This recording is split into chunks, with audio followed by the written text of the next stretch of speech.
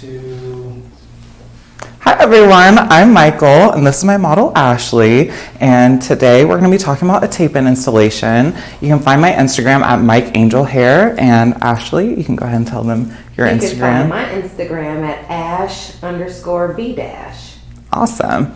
And so Ashley is a wonderful client of mine. We have gone through a whole hair journey with her, and today we're going to kind of fill in some areas and give her some length. We're going to be doing some 22-inch extensions as well as some 20-inch extensions, just to make sure that we fill in some areas, give her that length that she's looking for, and also talk about the maintenance, aftercare, how she's going to maintain them at home, and also how to properly install, all of my tips and tricks and everything, and hopefully I can answer some questions of you guys's. So to begin, we already have her pre-clarified, so she's double clarified and blown out. And so I'm just going to go ahead and start sectioning her into 4 sections. And so with Ashley, she has a middle parting. And you really want to be aware where your client is having their part at, because you're going to want to adjust it accordingly. So if she had a side part over here, I know that I want to stay about 2 fingers, sometimes even 3 if your client has really fine hair, away from this section. But on her, she has a middle part, so I'm going to go based off of that. So I always like to go from their nose and then take my comb all the way back. And from that point, on the top of their head, go right down, right behind their ear.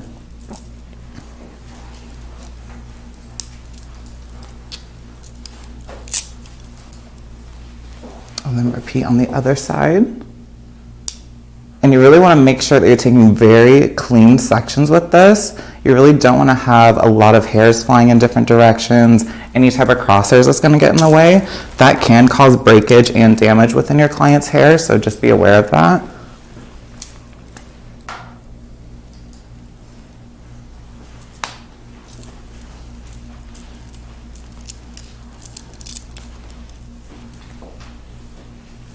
Okay. So now I'm going to start in the back with her, and I'm going to go about 2 fingers from below her hairline down here, just to make sure that when she does wear her extensions up, that she isn't having any pieces kind of poking through or any problem areas down in here.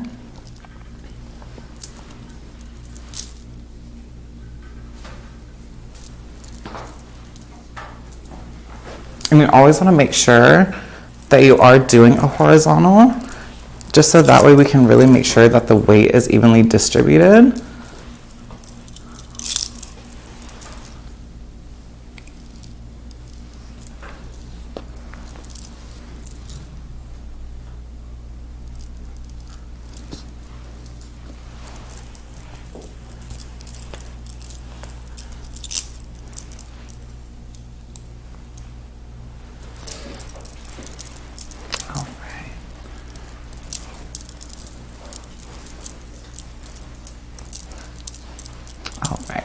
Actually, I'm gonna have you pass me 1 tape in. This is a great way to just to kind of have your clients pass you your tape, so in that way you're not spending too much time grabbing back and forth and kind of creating a mess everywhere.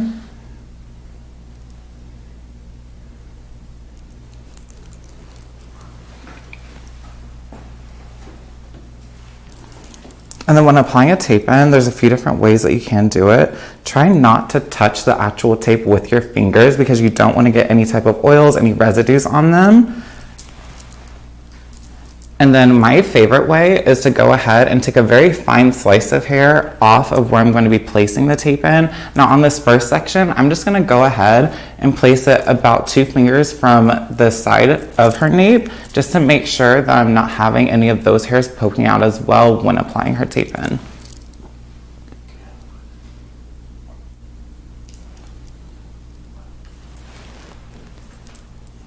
And then once I have my fine slice of hair, I like to go ahead and place the tape underneath.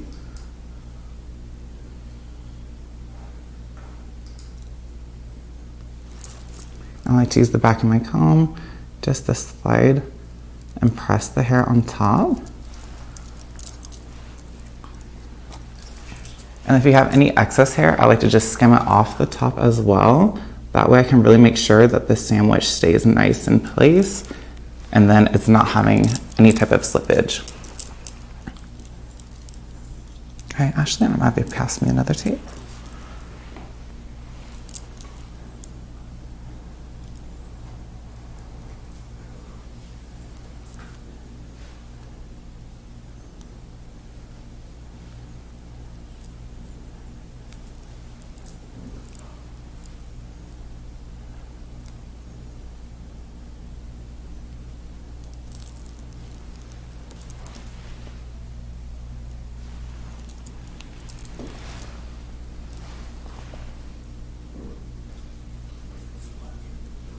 I'm gonna lay that right on top and then sandwich it together. But what you can also do is, before you really seal it, move it around and make sure it's not hurting your client, because if you go ahead and sandwich it and you do need to fix something, it's gonna be a lot harder to take that tape off. And so, Ashley, do you feel anything with that? Does that bother you? No. All right, perfect. So Michael, we have a question in the group, and one of the questions is they would love to see it. So for your next ones, can you now adjust Ashley so she can be seen? Yeah, definitely. So let's go ahead. Yeah. So if you Spin want it to, around. there you go. Yep, can you guys see that? Is that better? Yeah. And so if you want to keep it in the area, And then I'll just kind of move around. Perfect. So then you can see that this is a good 2 fingers from this edge right in here, and then right from the underneath. When I pull this up, for 2 fingers from the underneath as well. and the reason why you're using the 2-finger method is because You don't want to have the tape showing. Like when they're pulling their hair up, you don't want to have those tapes showing. gotcha. So when they do take the hair up, you don't want the tape showing. Exactly. Actually, I'm going to have you pass me another one. Thank you.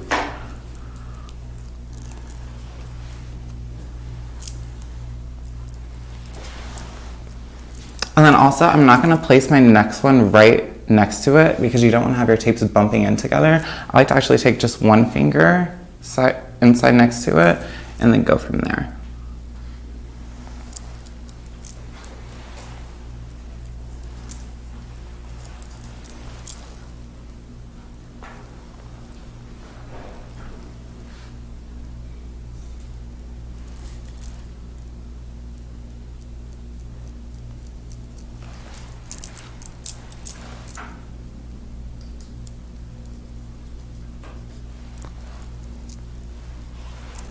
Just gonna skim that hair off again and then clip it straight up.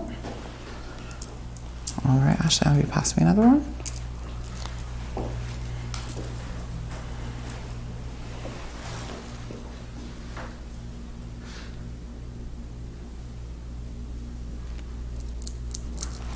All right, and again, I'm gonna have you let me know. Do you feel anything with that? No. Perfect.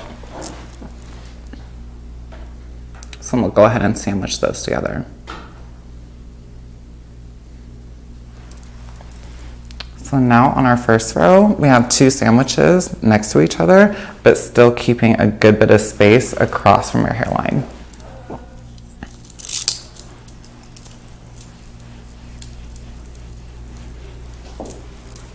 And I'm going to be taking about 1/2 inch sections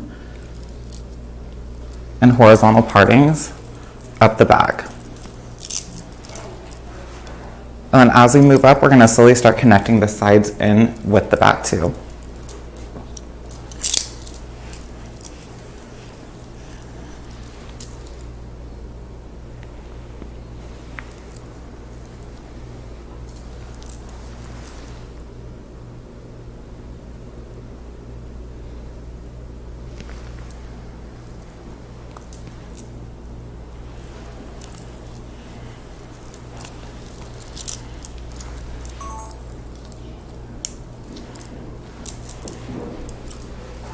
Okay, so then next, on this next row, whenever you are installing tape and extensions, you don't want to ever apply it. So if I have 2 right here, I know that I don't want to put them in the same space on the next row. You actually want to bricklay them, so in that way it has a more natural space, because if you do just kind of go in that same pattern, you're going to have holes and you're going to need to fill those in, and it's just going to be too bulky in different areas. So to kind of continue this pattern, I'm actually going to put one right in the center of those two, and then see where I need to place the next two on the sides.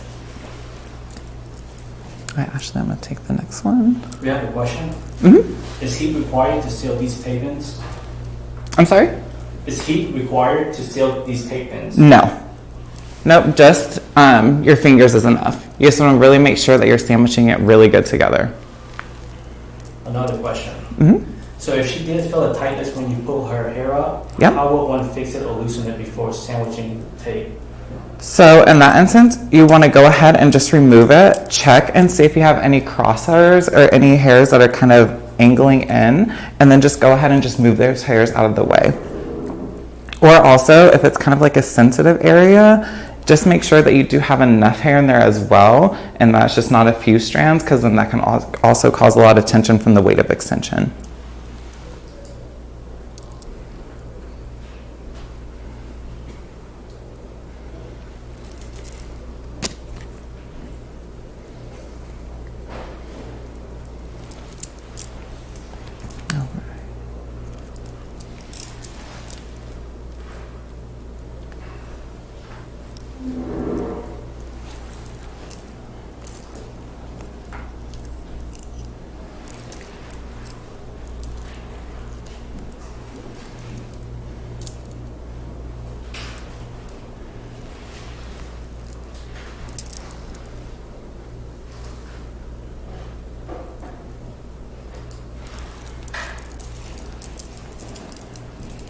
All right, Ashley, does that bother you at all?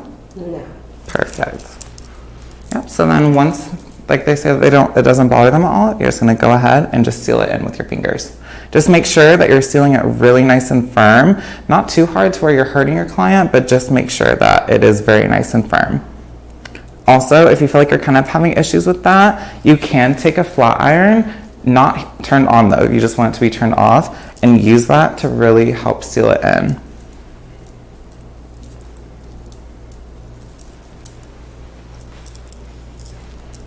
All right, I'm gonna take another one. What you can also do is just kind of measure too on the side here, and just make sure before you do place it that you're not gonna have an issue going too close to that hairline.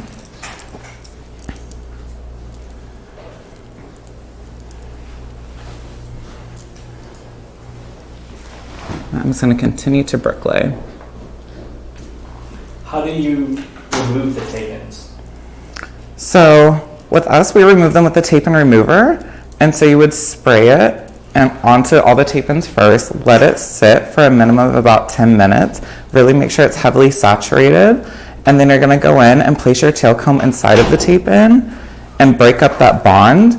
And then what I even like to do too, because I know sometimes it can be a little difficult, is actually once you have that tape in open, go ahead and spray in some more of that remover on the inside of it.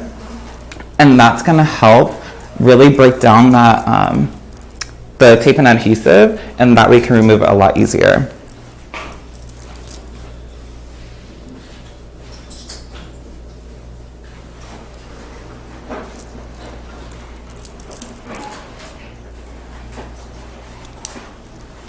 All right, honey.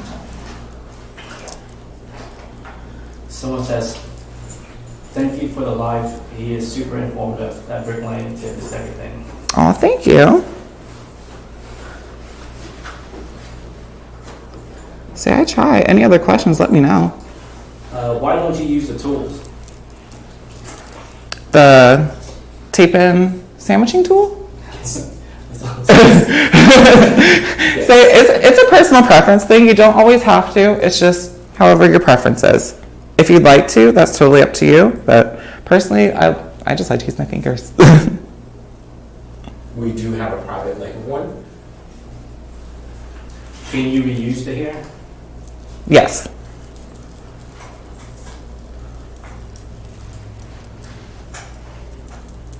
Yep. And And then the cool thing about tape-ins too is that you can always just, once like her set is finished, you can do a tape-in solvent and remove that old tape and then replace the tape as well on top of it. You just really just want to make sure that you get that old tape off, because otherwise if you just put a new tape on top of it, it can start to get bulky.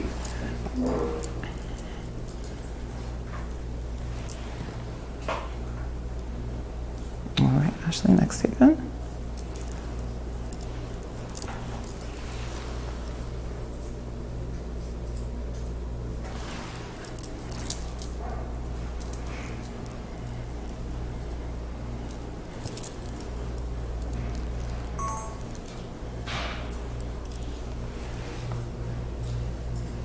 I know sometimes when we're installing wefts, we like to kind of hairspray the little flyaways out of the way.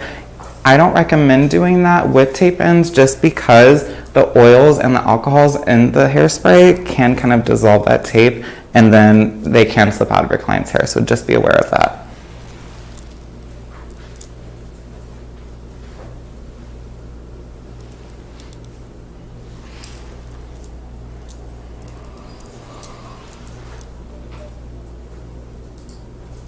Do you recommend tape-ins for thin hair?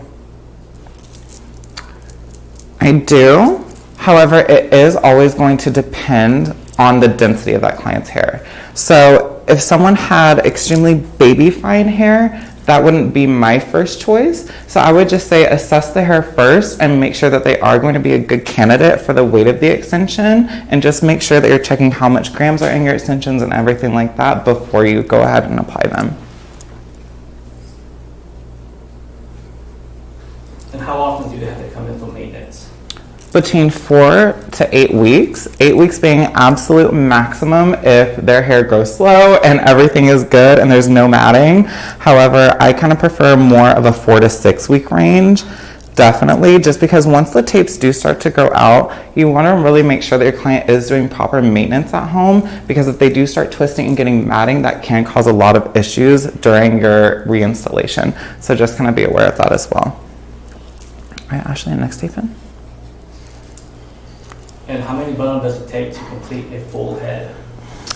All right, that is a great question. So that also is going to depend on the client and their needs. So the cool thing about tape ends is you don't have to do them just for length. You can also do it for fullness. So one of my favorite things to do is just do 1, maybe even 2 bundles sometimes for just a fullness install.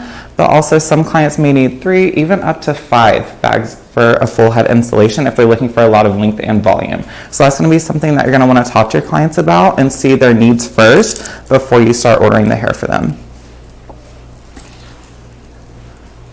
All right, so now for this next row, I'm actually going to start incorporating right into her face frame with this next row. So you can kind of see how I'm about to be another 2 fingers above her ear. You also want to make sure that you're 2 fingers above that ear and from her hairline, just so that way, again, when they are pulling their hair up, you don't see all those tape ends. As the hair grows out, do you move them up?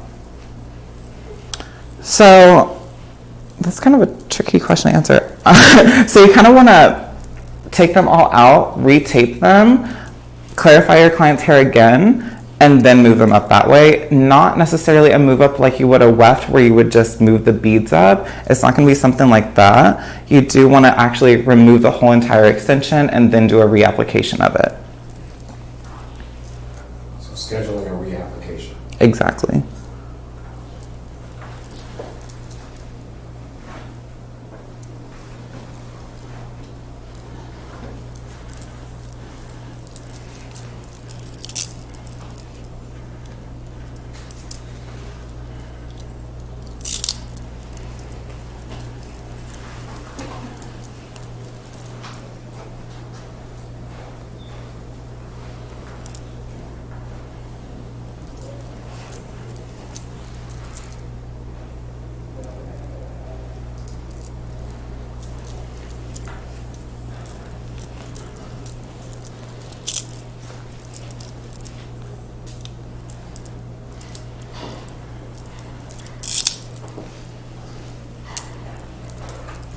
Honey, now you look straight for me.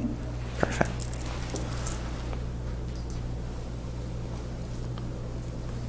Also too, sometimes if your clients are looking down, it's good to have them look straight, just so that way you're making sure that you are taking perfect horizontal lines, because you can sometimes kind of go into a diagonal, and I wouldn't recommend doing the tape-in extensions on a diagonal, just because with the weight of everything, you can kind of push a little bit more weight to one side, so that's why I like to stay flush within a horizontal.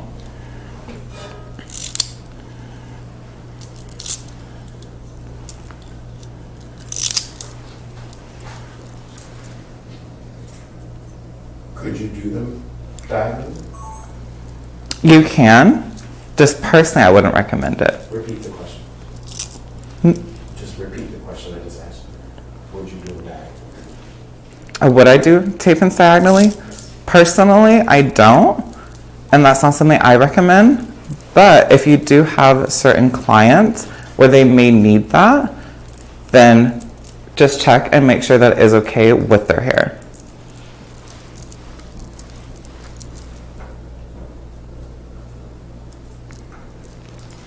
How long does it take to apply? So again, it also is going to depend on your guests, how much hair that they have and how much hair that they need installed. But I would say a good range is anywhere from an hour to an hour and a half. What pricing is recommended for this particular service today? Hair not included. Hair not included, so for installation. So everyone's gonna have kind of different pricing on it. Personally, I like to charge $100 per bag of hair for the install. So that typically is anywhere from about $10 per sandwich. Okay, Ashley, I love you. Thank you. For reinstall, can you recommend the best tape? Boy. Private label, of course.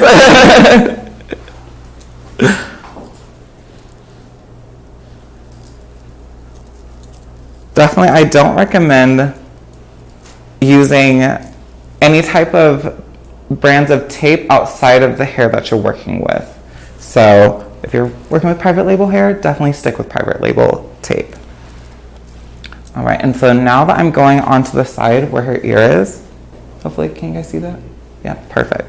All right, so I'm actually gonna go right where, like this section meets this past section. So it's gonna be right behind her ear, and I'm still staying right away from her hairline.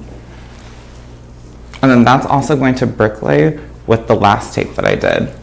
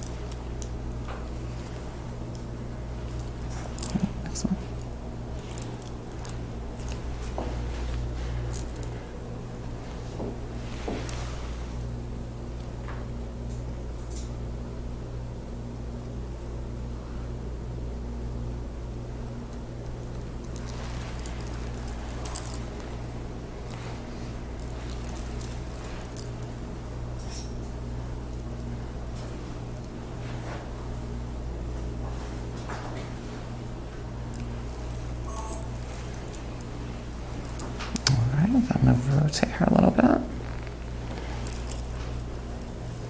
And you can always feel underneath where your last tape in is, just so that way you're making sure that you're not placing one directly on top of that one. So I can feel that my last one was right here, so I know I can place my next one right next to this one.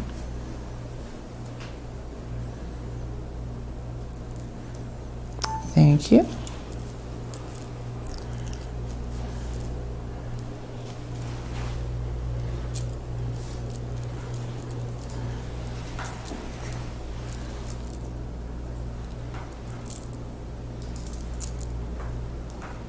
Are tape-in good for afro hair textures?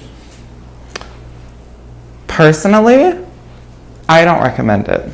However, there are times when clients do really want that type of install. However, it is up to you as the stylist to kind of recommend them what's going to be best for their hair. So always take into account what their texture is and how that the maintenance is going to be for them first before you install their extension. What would be the challenge if you are working with an extra curly or very curly client and that maintenance? Personally, I feel like there's actually a few challenges. I feel like one is definitely when you have someone that has a very curly hair texture, you always have to remember that that cuticle is never fully closed. And with that, their hair is going to need a lot more moisture. And when you have tape-ins hate moisture. They hate any type of oil. They hate anything that's going to seal that moisture into the hair. And so when you're having, hair that needs a lot of moisture with something that can't sustain it, you're going to have a lot more chances with slippage. You're going to have a really hard time really stretching out the hair to make it look symmetrical and blended. So those are some of the biggest reasons on why I personally don't recommend it. Because also the at-home maintenance for it, it's really not ideal for you or the guests. So that's my take on it. Thank you. All right, next one.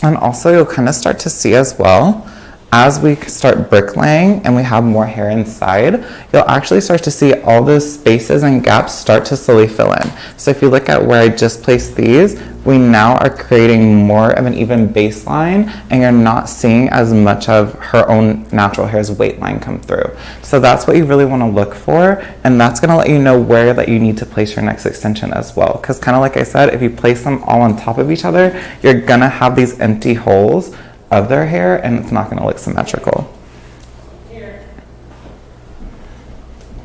Okay, piggybacking on the last question, would you recommend I-tips instead for afro hair? Personally, I would. I think that it would make a better extension for natural hair rather than tape-ins, because with I-tips, you're not going to have that sticky residue, and as well as all that oil isn't necessarily going to slip the I-tip out as it would a tape-in. So I would say that the maintenance is going to be a bit easier for that, as well as nourishing your own hair too, rather than tape-ins. All right, Ashley, next one.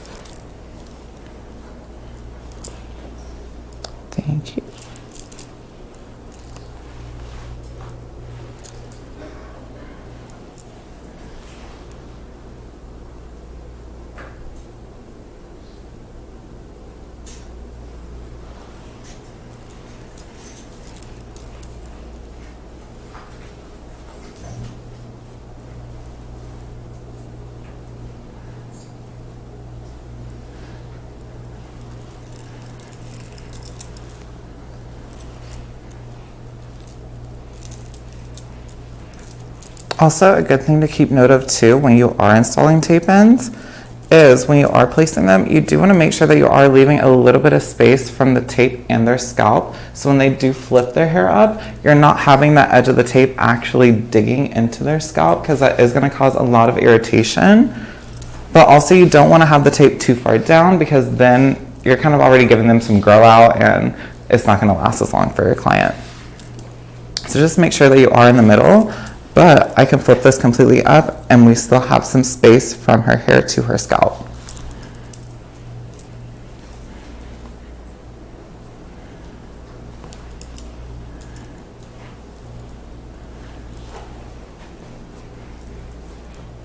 I'm going to tilt your head this way. Thank you. All right, next one.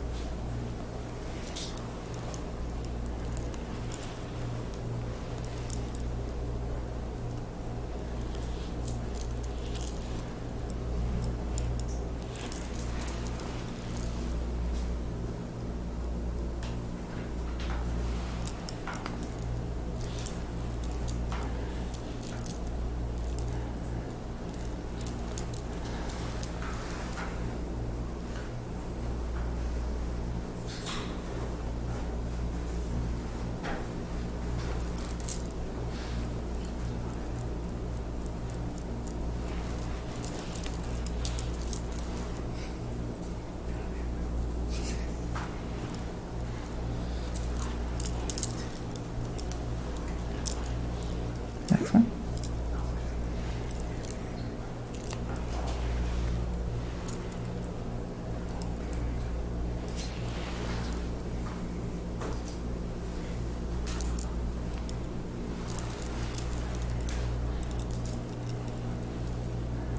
Would it last longer on our hair because it's dry?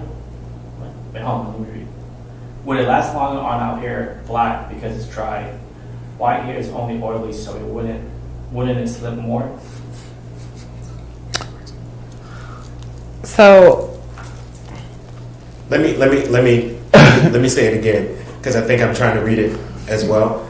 It said, would it last longer on our hair? And she put in parentheses black, as in a black person, because it's dry.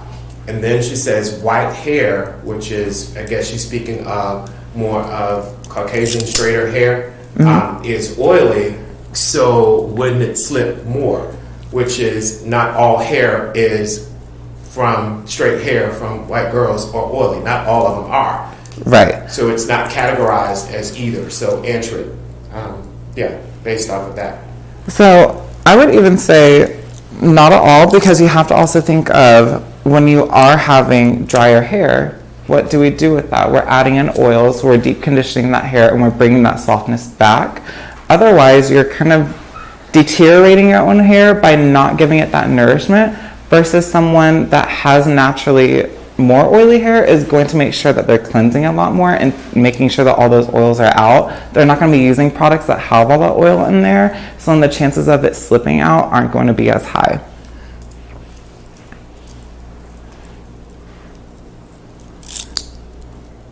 Good answer.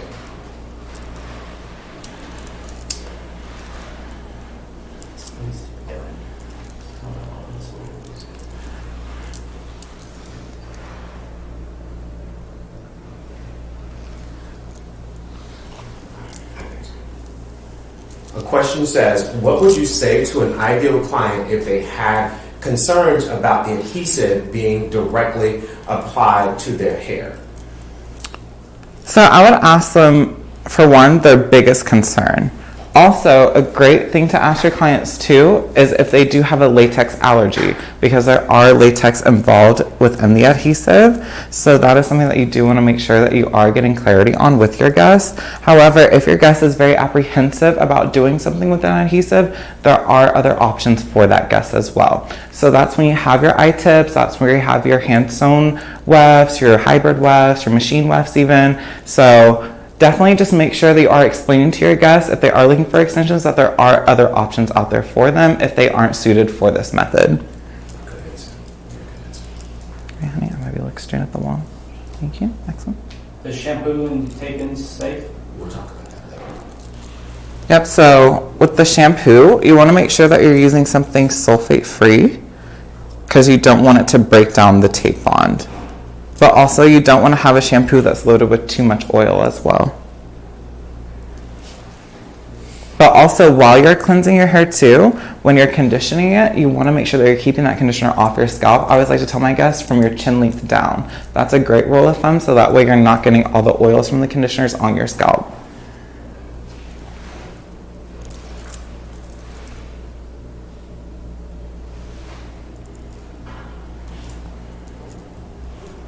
Also, we getting into maintenance at the end of this.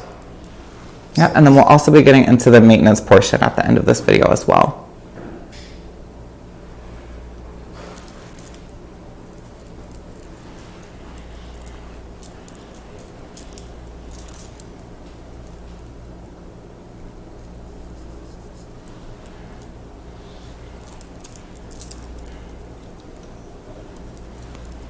All right, next.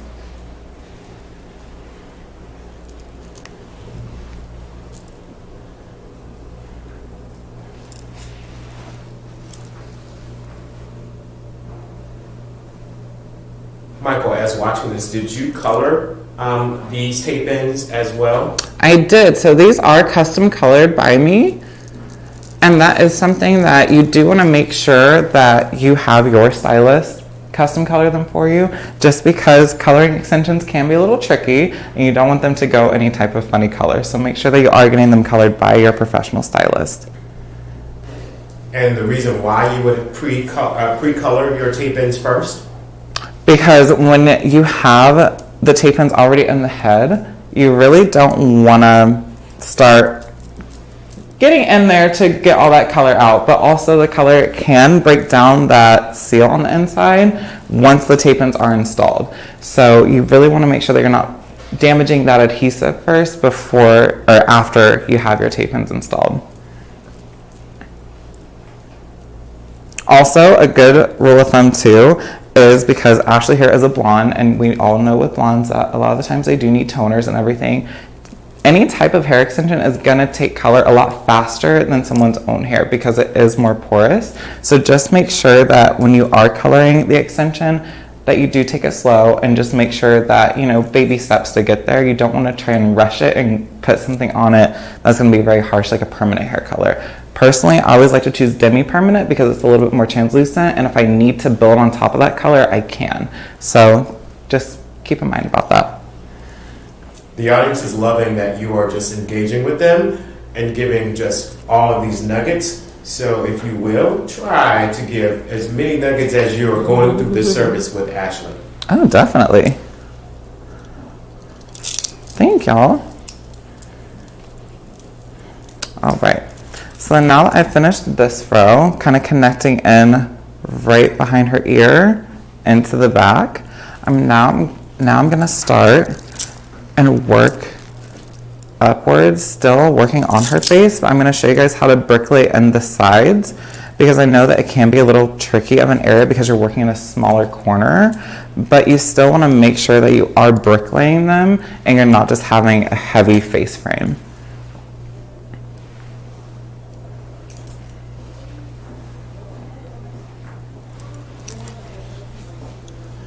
So a question would be, understanding that you are doing the bricklay technique, would you ever use a full strap technique, or would there ever be a need for you to do a full strap? Boy, that is a great question. So how I would go about this is I would already do my full bricklay pattern, and if I see a space in there that needs to be filled in where there may be a slight hole or disconnection, that is when I would go back, see where that hole is, and place one there and fill it in. Typically, you really never have that issue, but there will be certain guests that may need that. So just assess the hair as accordingly.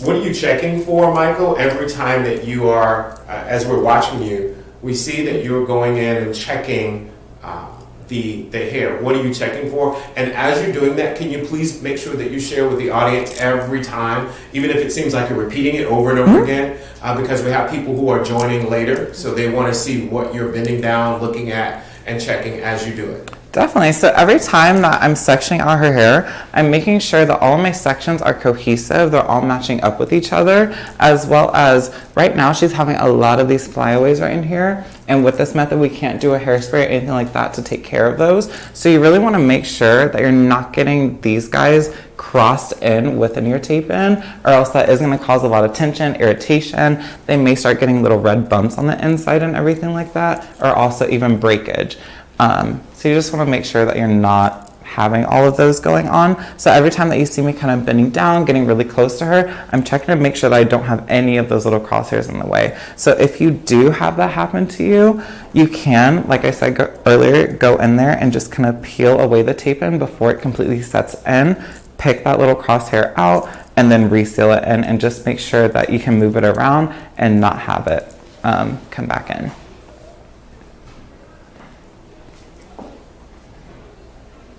So I'm going to finish up sectioning this row out. And every section, you want to make sure that you're as clean as possible. This is not something that you want to rush. Honestly, this is probably the most important thing, is clean sectioning. So spend time with it and make sure it's perfect.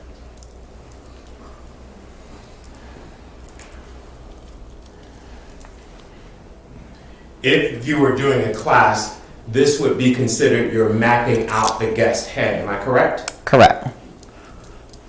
So I'm making sure that all of my rows are even, they all have connection, and nothing is missed out.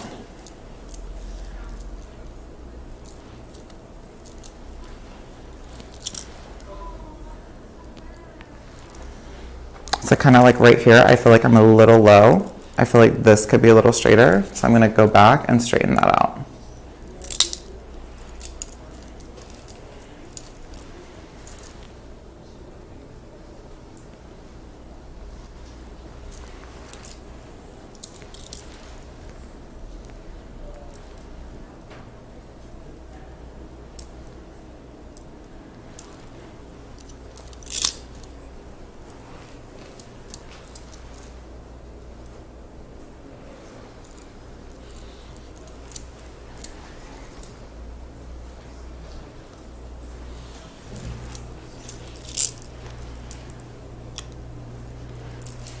Perfect. So I do see the flyaways. Mm-hmm. Again, as you're doing it and working and talking at the same time. Yeah. What were you doing just now? Evening out? Yeah, so now I'm just combing through the hair, making sure that everything's looking beautiful and blended, and that her hair is blending in with the extensions as well, and we're not having any type of holes or anything like that. But also just kind of putting my comb down. When you are doing this, you don't want to dig your comb into the scalp and accidentally pull on them. Here, let me kind of show you this way. So I'm not having my comb directly in here and dragging down, because I will end up hitting that last extension. All I'm doing is laying it flat against the head and then going down, because that's just going to help push down those little flyaways without my comb getting caught into the extension. And that is a good rule of thumb, that when your client is doing their at-home maintenance, that you're like, they're not getting their own hair like stuck, or their own comb stuck into the extension too. All right, and next extension. So on this next one, I know that I placed them right behind her ear. So this next one, I want to go just a little bit in the middle of that one, connecting that to the front, getting a little bit closer to her face, but still staying a good 2 fingers width away from her hairline. So I'm just going to kind of measure that first before I pick up my slice. And also too, if you have an issue picking up a little too much hair, I like to take the actual comb sideways like this, figure out where I want to have that tape in, and I know that I can kind of pick up that much hair, and it's going to be similar or enough hair to put within my tape in as well.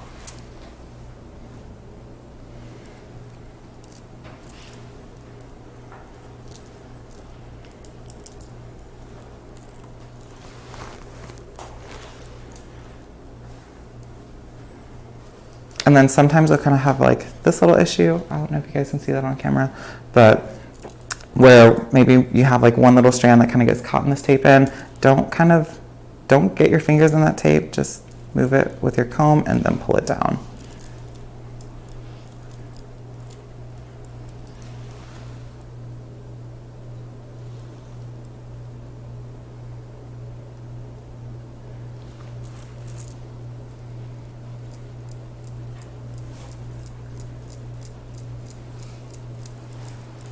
I'm just going to skim off that excess hair and clip it out of the way. Can you share with us, Michael, why would you skim off the excess hair at the top?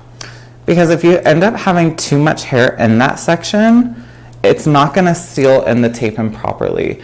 And once your client goes home and they start kind of finessing with their own hair and everything, it's just going to end up slipping out.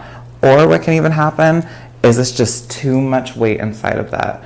And then it's going to end up pulling on their own hair too. You don't want to have too much hair in that section, but you also don't want to have not enough hair within the section.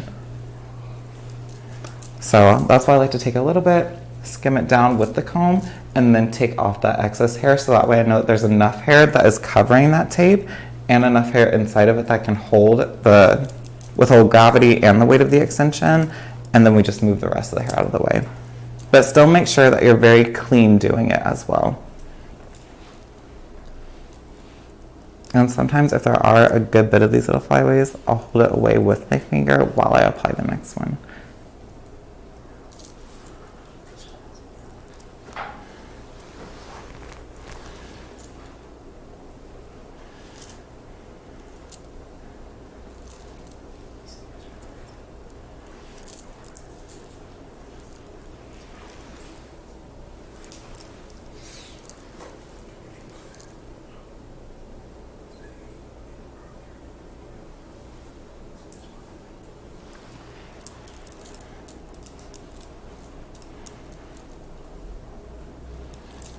All right, Ashley, does that hurt you? No.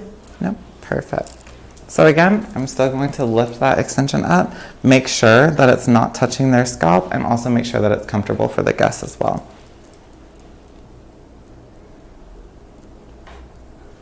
We have a question. Are you using private label hair? I am. So I'm using the 22 inch as well as 20 inch. And this is raw Indian hair.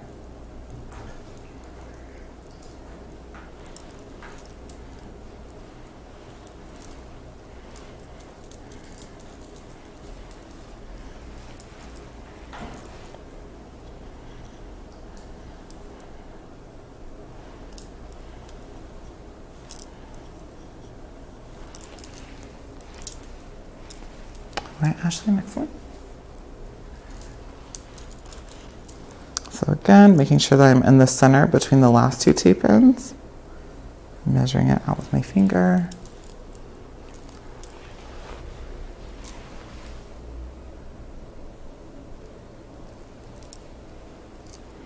As you continue to work, you guys both attended Paul Mitchell, am I correct? We did. Same year together even. Same year together. And right now, you are in a salon that's in Peachtree Corners, am I correct? Yeah, I am at the Salon at Ulta in Peachtree Corners inside the Forum. And would you say more of your clients are extensions or color, or what would be your clientele service normally? So personally, I am a color specialist. However, gosh, I think extensions have definitely become like a giant, like everyone now is getting them. So if you haven't like started getting to extensions, now is the time. I think January for me, I have more extensions than I do color now. And that's what's crazy. So once you start adding more of these services to your ticket, you're gonna start rolling in. So definitely make sure that you are getting more education on it and start offering that to your services, just so that way you can have, you know, accommodate everyone that's coming into you. And you would be surprised if you live in somewhere that you feel like you're not in, what is the right word? A demographic where, you know, a lot of people aren't going to be purchasing extensions. be the person that changes it, because I promise you, if you just start talking to people about it, they're gonna start wondering like, wait, what can it do for my hair?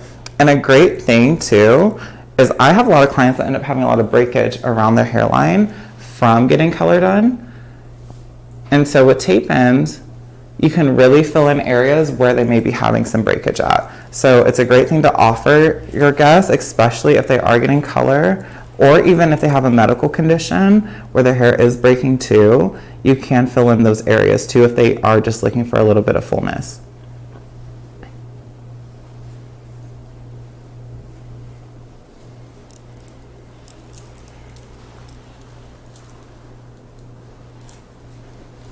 Perfect.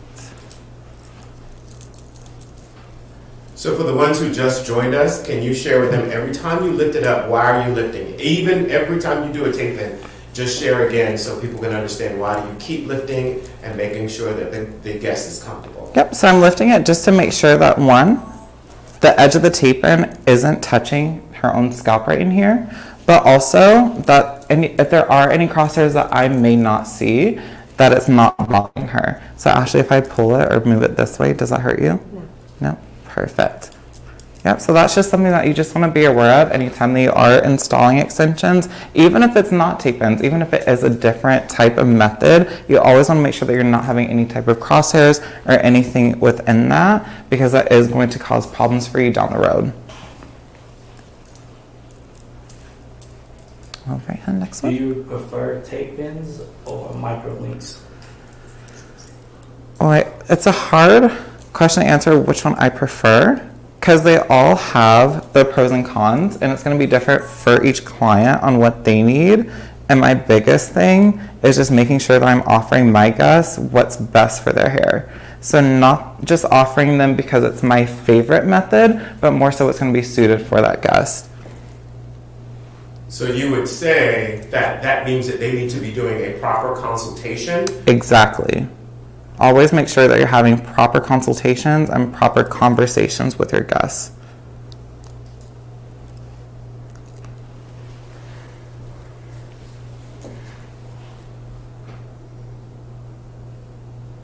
So on this one, I feel like this hair was a little bit out of an angle, so I'm going to maneuver that out of my way.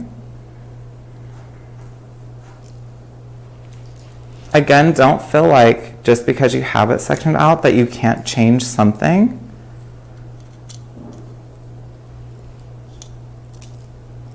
Because at the end of the day, you want it to be perfect right then and there. Okay, so that looks a lot better to me. So I'm gonna measure, make sure that I'm still between the last two tape ends. So I know that there's one right here, so my next one needs to go right here, and I'm still having some space between that last one I just installed. So again, thin slice of hair. I'm going to lift it up, place it down, and apply that hair right on top, and then seal it down with my comb. And then make sure that you're pressing it down with your comb too, because that's going to help make sure that you're sealing that thin slice of hair to the tape-in extension before you lift off and then slice that hair out. Because what can happen too is that you just now slice all that hair out that you just put onto that extension, and then you have 5-10 strands in there, and that's not enough to support it.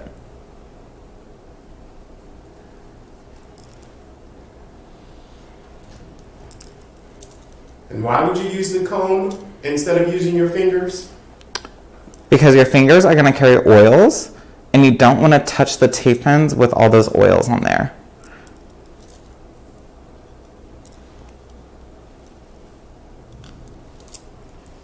All right, Ashley, next extension.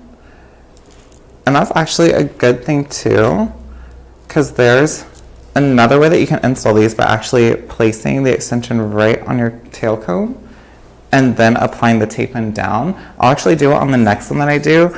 That's a great method. It's not my favorite just because I do prefer working with my hands. However, that is something where if you drink a lot of caffeine and you're really shaky and it's hard for you to get it even, having that on your comb and installing it that way is going to be a lot easier for you. We do have a question in the group. I think it was asked a little earlier, but I think she may have joined just now. The question is, how many tape-ins or bundles is recommended to a complete install? So if you could just reiterate what you said a little earlier. Definitely. Does that hurt you? No. No? Perfect. Okay. So when it comes to how many bundles to order for your client, it's always good to kind of have that consultation before you even get into the ordering process, because if you just have a client that maybe just needs a little bit of hair for just a fullness install, you're not going to need 3+ bundles. You may only need 1, you may only need 2. So that's just going to be a conversation that you're going to have with your client beforehand and just kind of figure out their needs. So on Ashley today, we're doing length and volume. So we're doing 2 bundles. But if she wanted to have loads of it, I could add in another bundle. Or if she just wanted some fullness, I could just do 1 and just place it accordingly. So it just depends on your guest, how much hair that they have, because I have other clients that they need 5.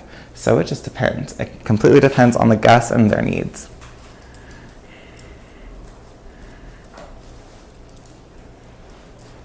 All right, honey, next one. All right.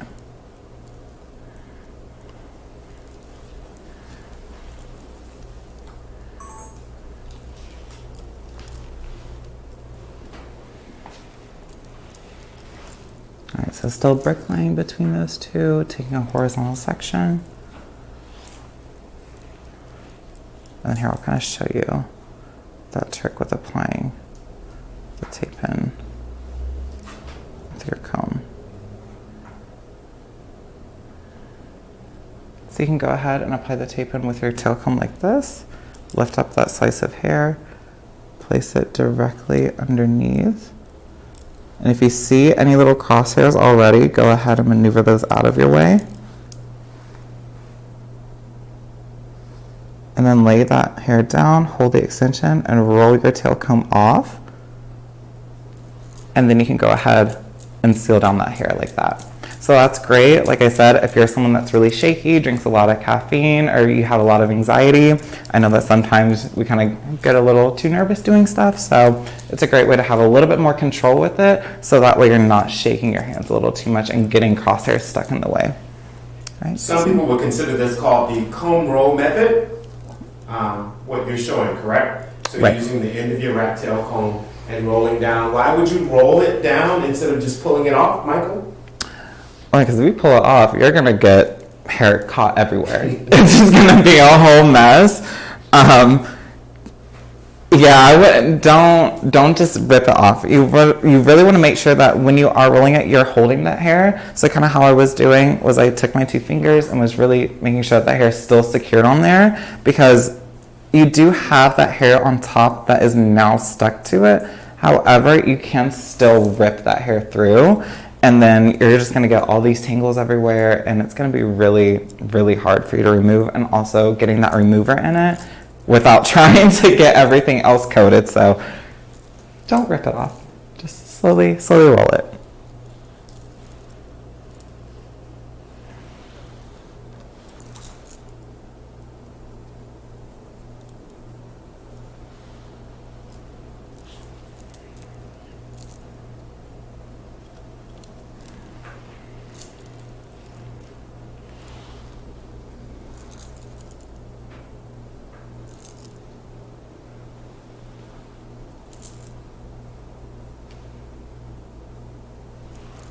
And just right then, I saw there was a couple little crosshairs that were coming down into this. So that's when I just moved them up with my finger, or with my tail comb, and then now just holding them with my finger while I secure the next tape in place.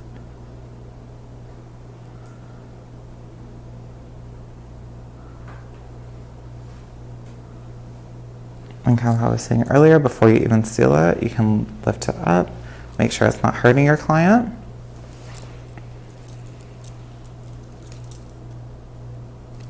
And then go ahead and sandwich it together.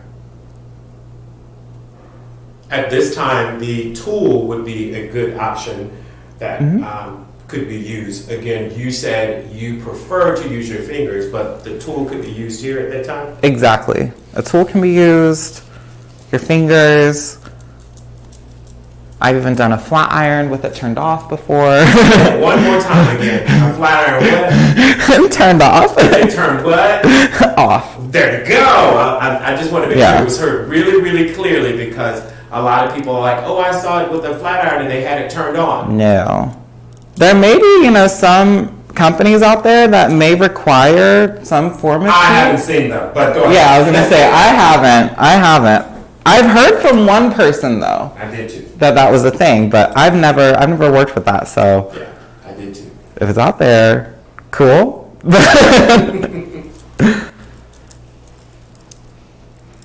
Yeah, just make sure you know the type of hair that you're working with. Don't recommend someone something that you don't know. That's a great rule of thumb. Great way to say that. Always do your research before doing something on a guest. Would you be offering classes in the future? All right, that's a great question. I don't know. We'll see. Who knows what the future holds, right?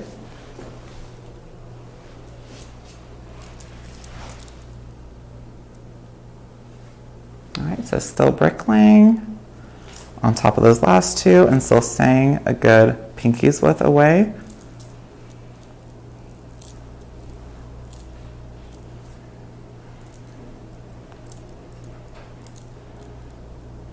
And then when I'm holding the tape in, I'm so close to that tape that I'm not at all touching it.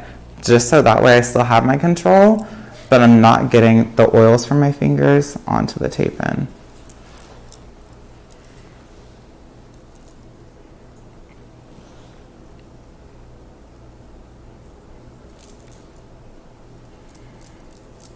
And sandwiching that together. Let me give it another little spin.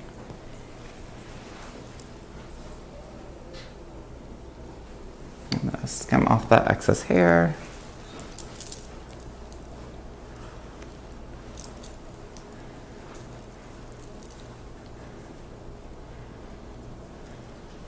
All right, next one.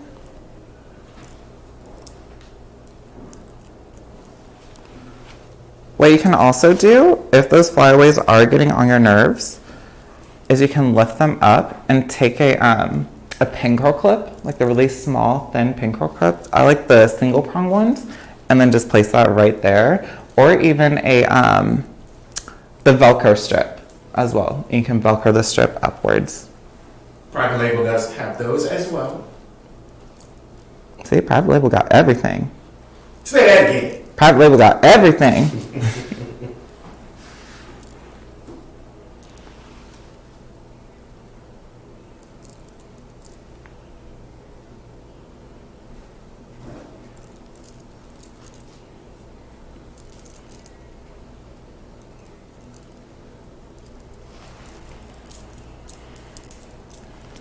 All right, so still checking, making sure I'm not hitting that scalp and that the tape lays really nice and flush with her head.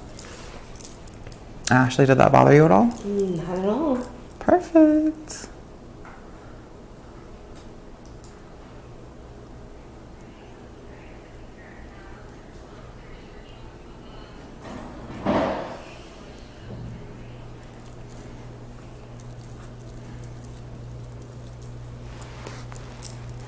All right, next one, perfect.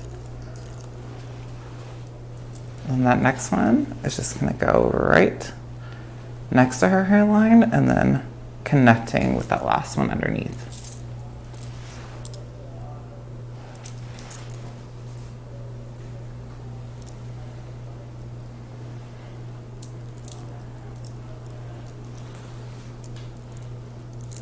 Also, to make sure that you're not catching these flyaways underneath, I like to almost do like a rolling motion as I'm placing my tape in so I can kind of maneuver those flyaways down and then pull the hair down on top.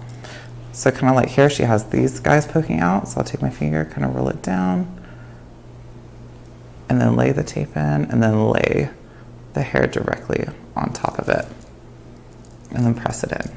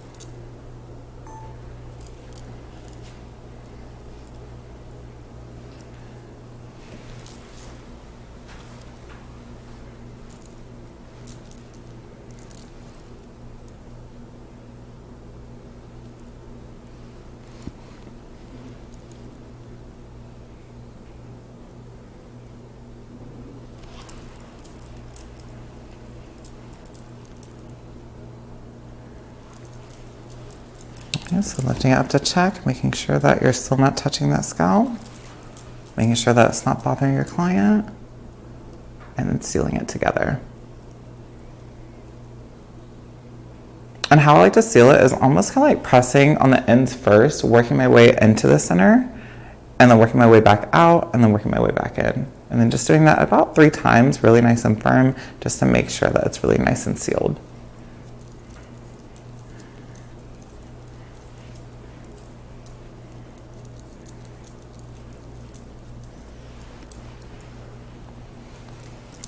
All right, so that now completes that row.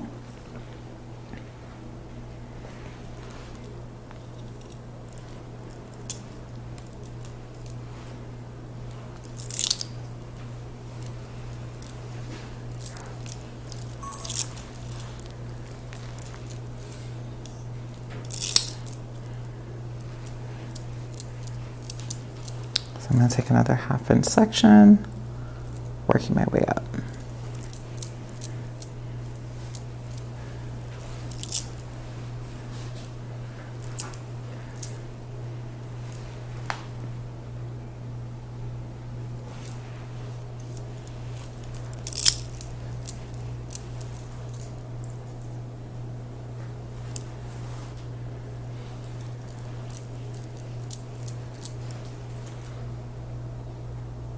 Like I said before, make sure you're taking really clean sections.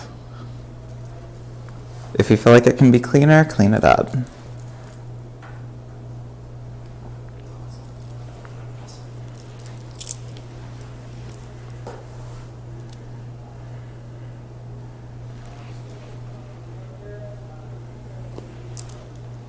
So we have a question, I believe Jamie just joined. The question is, well, she did. I've seen another question she had. Thanks for joining us. It says, so do you not have to leave hair in between the tape? I'm sorry, so you don't have to leave hair in between the tape, question mark. And then it says loose hair, tape, loose hair. So I guess she's asking, are you leaving hair between the tape? Yep, so where her rows are, so if I kind of lift up between this last tape in, you'll see that her own natural hair is left out right in here. So that's gonna help blend. I don't recommend putting in so much hair that they're not having any natural to blend. It's just gonna be really unnatural, too much hair, and it's just gonna not work too well when it comes to at-home maintenance with your guest. It can also frustrate them a lot to have that much in there, as well as too much density on your scalp. So yeah, still make sure that you have some natural hair left out in between.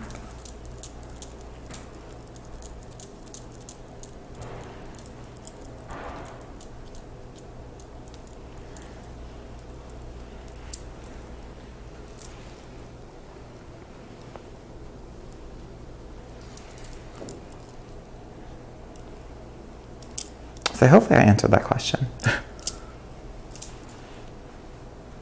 Thank you. Mm-hmm.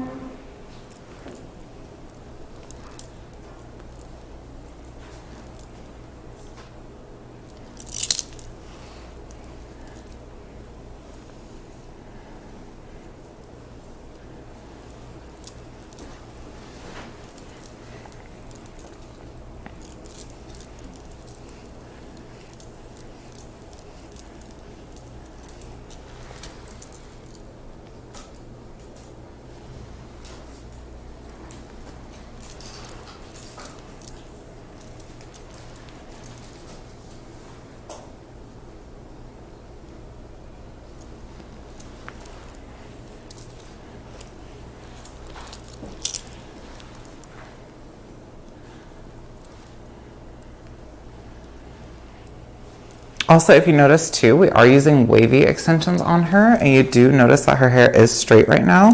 However, Ashley does have naturally wavy hair too, and I do recommend trying as best as possible to match whatever natural texture that they have to your client's natural texture.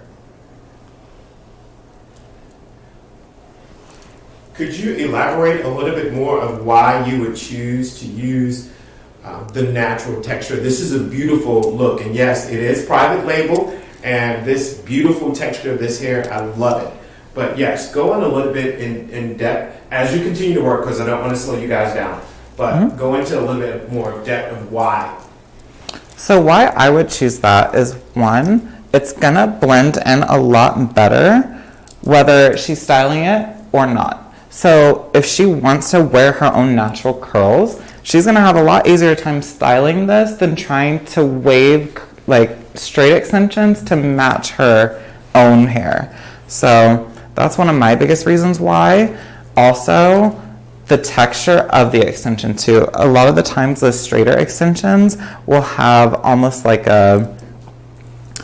it doesn't have that same feeling or texture as someone that has more naturally straight hair. So it's gonna give it that more flawless blend rather than having something that's a little bit more coarser and then something that's a little bit too smooth. All right, so I'm checking my last two, so now I can place one right here. Okay, actually, next extension. Perfect. Tish just said she's been waiting for this, and she wanted to tell you thank you. Aw, thank you. Thank you for your patience, and now you got your wish.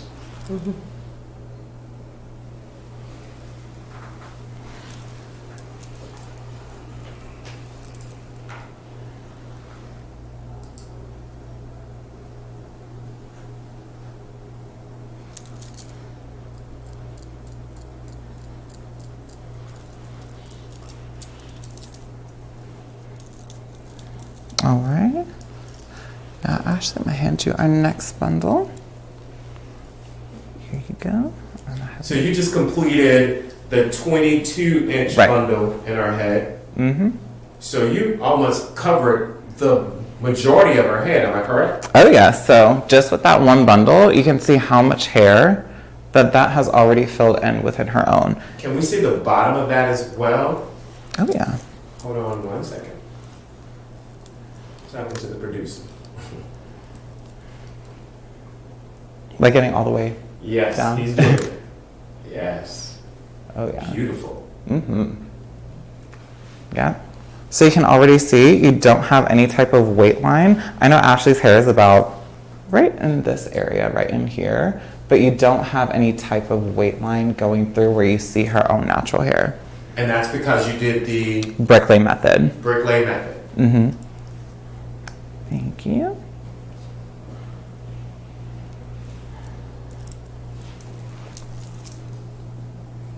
Let me go back through and skim off that top.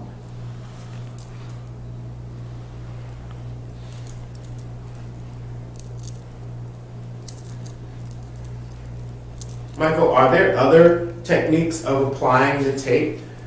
What you're doing is you place the tape and then you skim off the top. Are there other techniques that you can use? There are. So just like I showed you earlier with the comb, you can also lay the tape in directly on top and then flip it up and then place your other one underneath and do it almost backwards. That's not my favorite way of doing it. I have some tricky issues doing it that way. However, if that way works for you, then that's great. I'll show you that technique as well.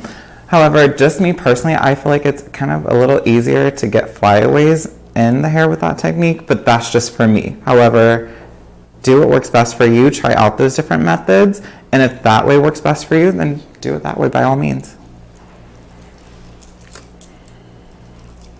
I'm going to answer this question as well because it's come up about a couple of times. And the question is, so approximately how many bundles on a full head? And you basically have said it, is that it is based off of the customer's needs after you finish the consultation, because you could use one bundle, two bundles, three, and you've said it before that you have some clients that you use 5 bundles. 5. Mm-hmm. So it's all based off of your consultation and what the needs are of the client Exactly. and what her hair can support. Exactly. I hope that answered that question for you. I think that was shiny. I hope that answered the question for you. Yeah. I always say like a good safe amount of hair, like a safe amount is 3. that's just a safe, like, you guys are new to the extension world, kind of like figuring out what that client needs most, placing them accordingly, and letting that guest know, you know, hey, if this isn't enough hair for you, then we can always go back and add more. But that way you have enough to give them a symmetrical look.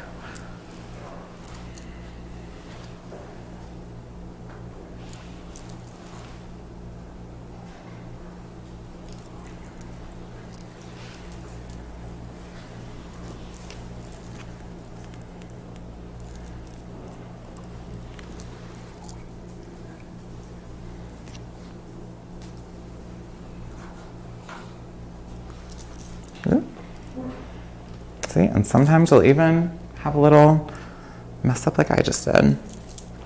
We're all hairstylists. All right, we all hairstylists, all human.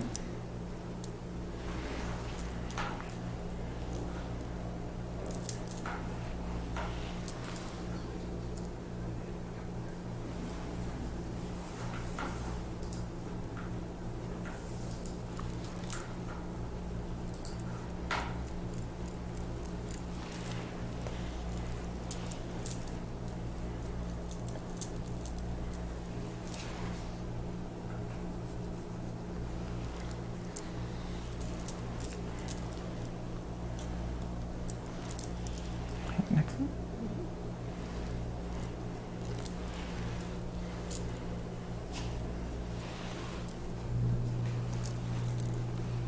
All right, so in this one, I can already see there's one hair right here that's gonna cause an issue. So I'm gonna take that comb and lift it up and out of the way.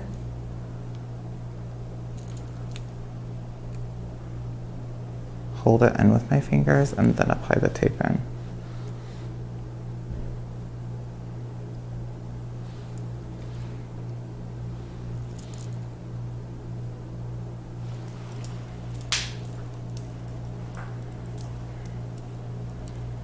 And again, making sure that it's not poking their scalp and it doesn't hurt them. Does that hurt? No.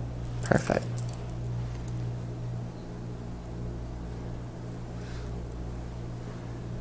So, Michael, there's another question that's coming up from SB, and it says, as you get to the top, how do you plan your placement if the client wears a middle and or side part? I know you kind of went over that earlier. Can you just go back and touch that over again? Definitely. So kind of here how I'm staying 2 fingers away from her hairline. Also, wherever they part their hair, figure that out first before you even section them. So I like to still work within 4 sectionings, but let's say if she has a heavy side part right here, I'm gonna base my sectioning off of that. So also, when it comes to that part, I like to still keep that 2-finger rule. So I know I need to be 2 fingers away from this side and 2 fingers away from this side. However, keep in mind too, if they do have a heavier part on one side, you're going to need more hair on that side than on the other to accommodate for it. So still do your bricklay pattern, but just know that you are going to need a little bit more hair on whichever side is the heaviest. So you're saying that in the consultation you will be doing mapping ahead of time before you even start. So you've already mapped out Ashley's hair, you said, and know exactly how you're going to go based off of how she wears her hair. Exactly. Yep, so for Ashley, she wears it directly in the center And side. and side. However, I know with Ashley, she's going to wear it more in the center than in the side. So that's a great question too for your guests, is how, like, which side that they wear it to. I like to say 80% of the time, just so that way you're not doing it on the opposite side that they wear it in most of the time, and they just happen to come to you that day in that style. Always make sure that you are asking your guests which way. And let them know, like, hey, if you do choose to wear it in this way, you may see a little bit of tape. And always let them know too. All right, Ashley, next one.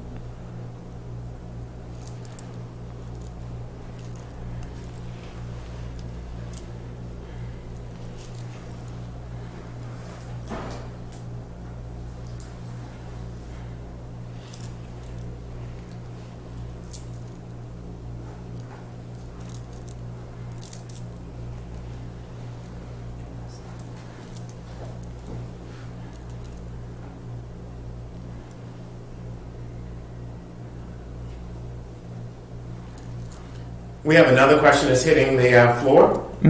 Jamie has asked, is it a way to do placement for universal parting?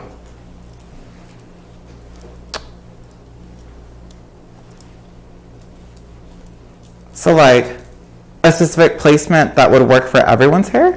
Right.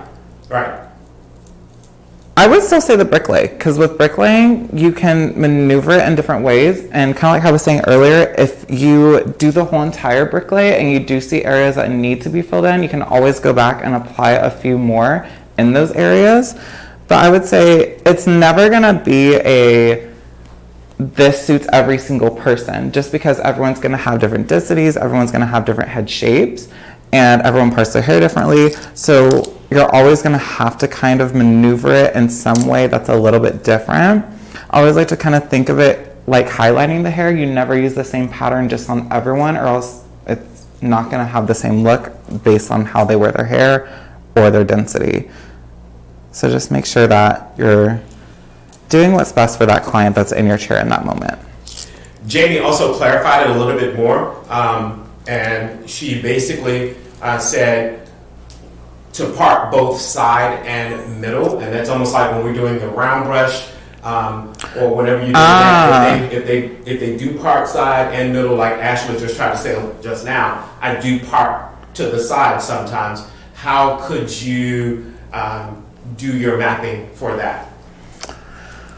Boy, first, I would actually figure out if this would be the best method for them. Personally, if I have guests that like to have a lot of parting on both sides, I actually prefer doing wefts instead of this method, just because with the weft, it's going to sit about 3 fingers away, and it's going to be down in a U shape, so that way they can flip it back and forth in all these different ways, and it's less hair in the way, versus with tape ends, it's going to be really difficult to kind of figure that out. Because you also want to make sure that you have enough tape ends that are going to cover and connect, because if you leave too much hair out so that they can flip it each and every way, it may look too disconnected. It may be a little too fine in the area and then too bulky out on the sides. So just make sure that you are giving that guest what's needed for them, and explain to them that if they do choose to flip it on one side, then they may see an extension there. But as long as you give that guest that knowledge, then that's what matters, and then that way that guest can make that decision. Do I want to do the tape ends from the center, or do I want to do it from the right side, the left side, whatever they want to do? And then you can map out accordingly based on their needs. And with Jamie, you could also, and I'm asking you this question, so could they do both methods? Could they do tape ends and do the wefts? Absolutely. Gotcha. So Absolutely. I know that question has not been asked, but I'm pushing it out there saying, could a customer or a guest have multiple techniques put in their head? Definitely. You can combine any techniques together. So you can do I-tips and wefts, you can do I-tips and tapes, you can do keratin tips and wefts, you can do keratin tips and tapes, K-tips and I-tips. You can maneuver any type of method. So like that's actually a really great thing that you brought up, because there are some clients that with the weft, you can't reach it as close to the front as you can a tape. And so with that, let's say that they are having a little bit more breakage that they do want to fill in that we can't hit with the weft, we can use a tape to put it there, or an I-tip or a keratin bond, and get it close to that wherever they need, and fill those areas in as well. All right, and then again. Still not touching her scalp. Ashley, is that bothering you? No. Perfect.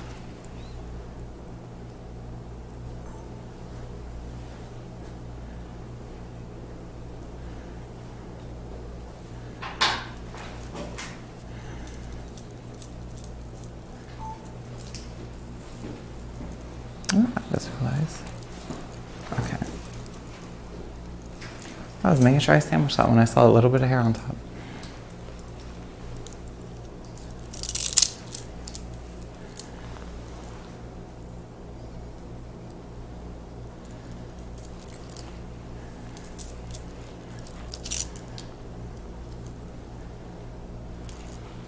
Someone noted that this was good information. Awesome. If you guys have any other questions, let me know. All right, Ashley, next one. Thank you.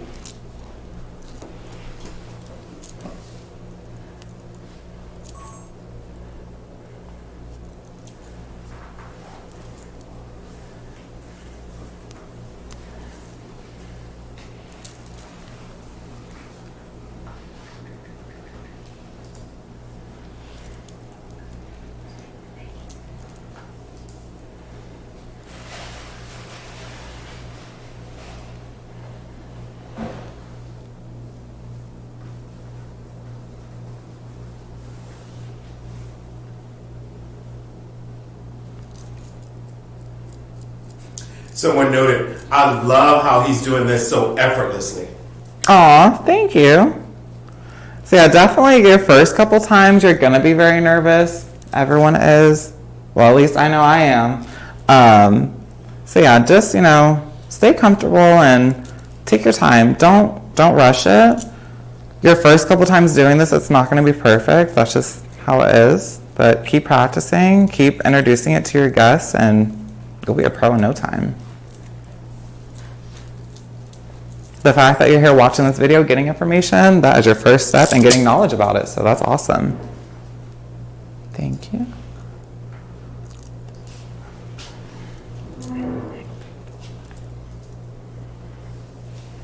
Another question not listed here yet. It's a question coming out of my mouth. Mm-hmm. In that consultation, and of course I'm very huge on it, you're very huge on it, we always speak about consultations and why they're important. When you're talking about the financial investment, you're talking about the hair cost, the installment cost, proper takedown cost, proper shampoo and maintenance, proper hairbrush, and refresher cost. Is there anything else that you like to talk about in that financial investment for your guests? Boy, that was a lot. Definitely, when it comes to the maintenance with it, I let them know that this hair can last them for so long. If you take really good care of this hair, it can last you over a year. However, if you skimp out on that maintenance, you're gonna have to be repurchasing hair more often than that. And so that's something that when you are investing in good quality hair, you really want to make sure that you are taking those nice precautions, so that way you're not just blowing your money left and right, and you're making sure that you're getting your whole money's worth. However, everyone is going to be doing different pricing and charging differently. And also, when it comes to the maintenance, you also have to know removing the extension too. That's also another fee as well as cutting the extension, blending them, styling them. That's all additional fees too. Coloring them, what you just did with this. Yeah. Custom coloring them. So making sure you're fully covering the financial investment with your guests. Exactly. Every single step of the way. Mm-hmm. So already, if you know that, let's say Ashley here, she had bright neon blue hair, right? I know that I'm going to need to custom color these extensions bright neon blue. So I'm going to have to figure out, okay, how much hair am I going to be coloring? How much do I need to charge per bundle? And then how much color do I need to be using? Always know how much product that you're using when coloring bundles as well.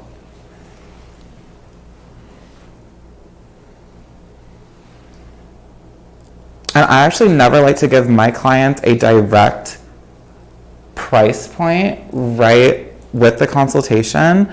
The reason being is, let's say, you end up having to do something different than you originally started. So I always like to give a range. I give what I think it's going to be, and then I add on a little bit more. Typically nothing more than $50 to $75. But that way, your client is prepared to spend that little extra if needed. And you're not stressed about oh my gosh, I told this client to be this much and I have to do all this other stuff and I'm not gonna get paid for it. Make sure that you're charging accordingly what you're worth, your time, product, everything. Good information, very good information. Another question, again, not on the board, but a question coming from me. In that consultation, Ashley is laughing. In that consultation, the investment of time, do you think that's important to discuss as well?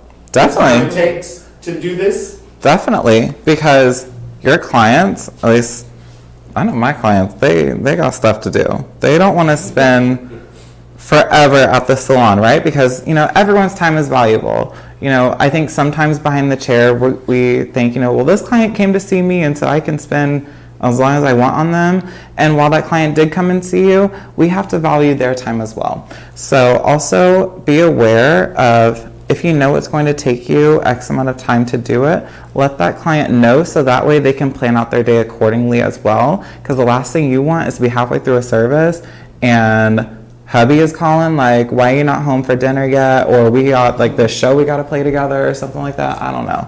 But just make sure that your client is aware on how long that they're going to be in the salon for their installation. Or if they're also getting color done that same day, anything like that, just make sure that you are giving them those conversations about it. Perfect. Great answer. I'm going to put this one up as well. I know it's been covered multiple times, and this is why exactly why they said this. It says that I am sure you said this already, but how many bundles per head? That is everyone's favorite question today. It's everyone's favorite Right. question.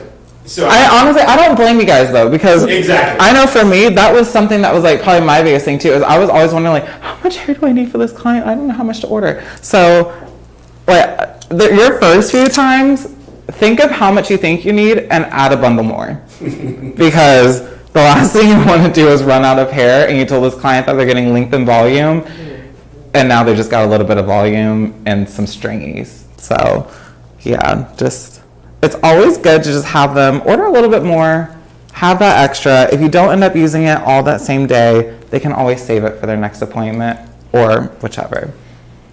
Very good way to answer that. But again, going back, you answered that it is based off each individual client after doing the consultation. Exactly. There is no one true way to say, oh, it's 2 bundles, it's 4 bundles, it's 5, it's 1, it's 3. It is based off of your consultation, which is so important that you have to do when doing these services.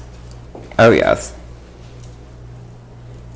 So good question. Thank you for asking that, because it is important, and we definitely want to answer that. We had another young lady who said that she's going to pull out her mannequin and start doing a tape in and doing a tip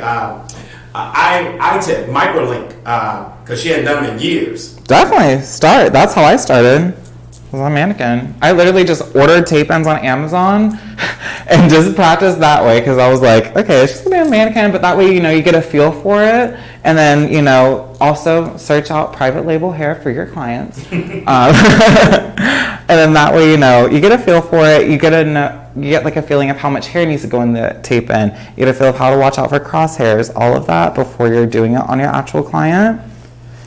And even something that you could do to get clients in the door, or even like branch out to the clients that you already have. Start mentioning it to them. And if they're a little apprehensive at first, do a deal like your first 10 clients get something like 15% off their first installation. But make it known that it's just their first installation and not every single time. Just so that way, they get a feel for it, they see what it does for their hair, and then you start getting models to post, walking the streets, telling their friends about it, and you're gonna see how much that changes your account. And also client retention too. Would you recommend, again, this is a question not on the floor, but a question from Dallas. Would you recommend, if you wanted to get them a taste in it, like color, you give them a taste of color by reducing the price point, just as you said, and or saying, I'm going to give you a quick, just gloss over on your color, and I'm going to do it for free in your services, because once you do it, they're hooked. Would you suggest that for someone who's needing some volume in the front or some fillers in the front, would you suggest giving maybe 5 or 10 sandwiches in the front of their hair as just like, hey, I'm just going to offer this to you now for an additional $20 or $35 just to get them into it? I would say that is great if you're someone that is really new, like not even just to doing extensions, but also like newer to the industry. But also just know your worth, because if you're charging a lot of money for all these other services, and then your client's like, why are you doing that, like, really discounted for me? I know with my clientele, they find that fishy. So just be aware on how you're doing it.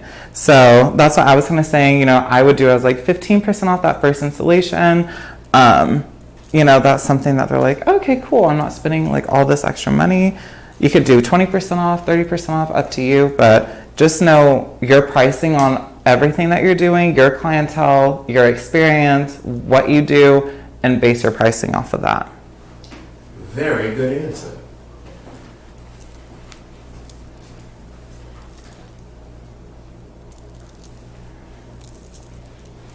All right, so now you can kind of see I'm already starting to get really close to that middle part. Her parting is right here, and we are now moving on to this section right below. And right now I'm about 3 fingers width away, so I'm going to start working my way up. This is either going to be my last row, or I may add in one more row just above it. And again, can you express to them why that may be your last row? So you never want to go too high up onto that parting where those tapes start poking out. It's not going to be a pretty look. But also, you really want to make sure that you have enough hair in here that it's blending. You don't want to have any type of shelf going through. So I feel like after I finish this row, I'm just going to let it all down, see how it looks like first before I move on, and then base if I need to add on another row just above it, but still keeping good space between her parting.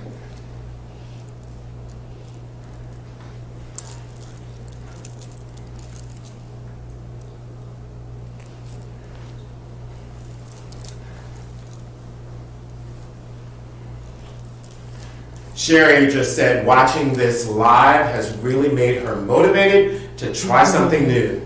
Definitely. Always try something new. Never let yourself be put into a box. That is the quickest way to burn out.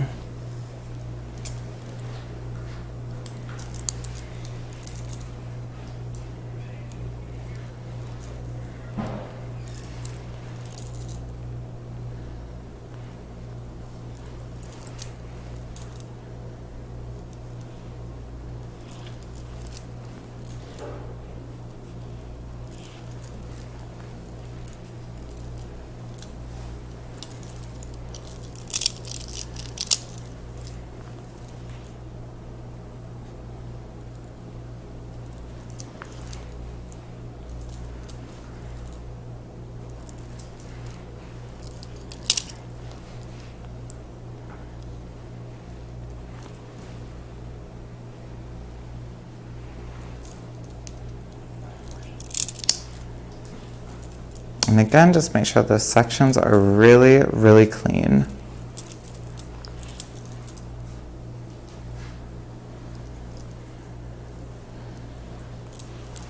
While you're sectioning and finishing that parting there and mapping, another question that's on the board, I think Ladina has just joined us. She said, would you do custom color to the tape ends before or after installing the hair? Before the install. I don't recommend coloring them after the install because all of those oils that are in a lot of color lines, like I know for me, I work with a lot of Redken, so Shadesy Hue, for example, chromatics, all of that stuff. There's buffers and additives in that can kind of break down that not the solvent, but the adhesive. So if you go ahead and apply the tape ends and then color it, you're gonna have a very high chance of slippage, as well as that bond or adhesive just not lasting as long. Here, I'm actually just gonna bring this into one section.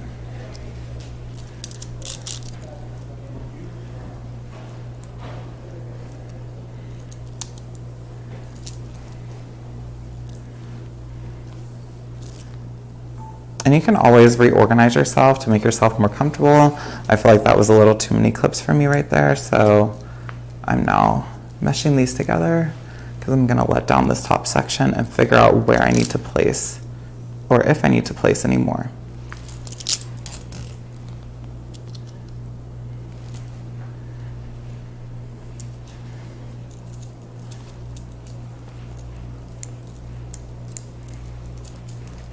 And then I'll show you guys that comb trick again. So as I'm combing through that hair, I'm never putting that comb directly on top and pulling it through, because then it's going to hit that tape. I'm always laying it down and smoothing it down.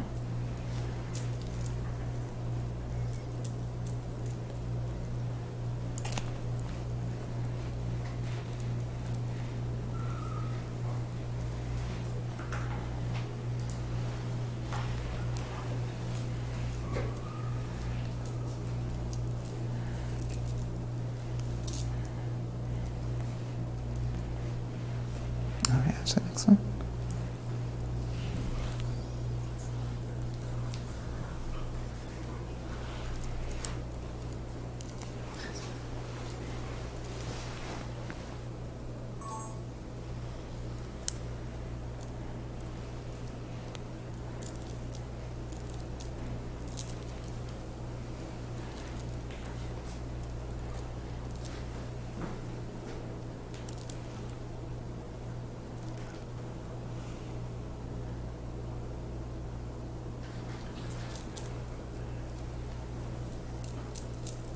So a question is,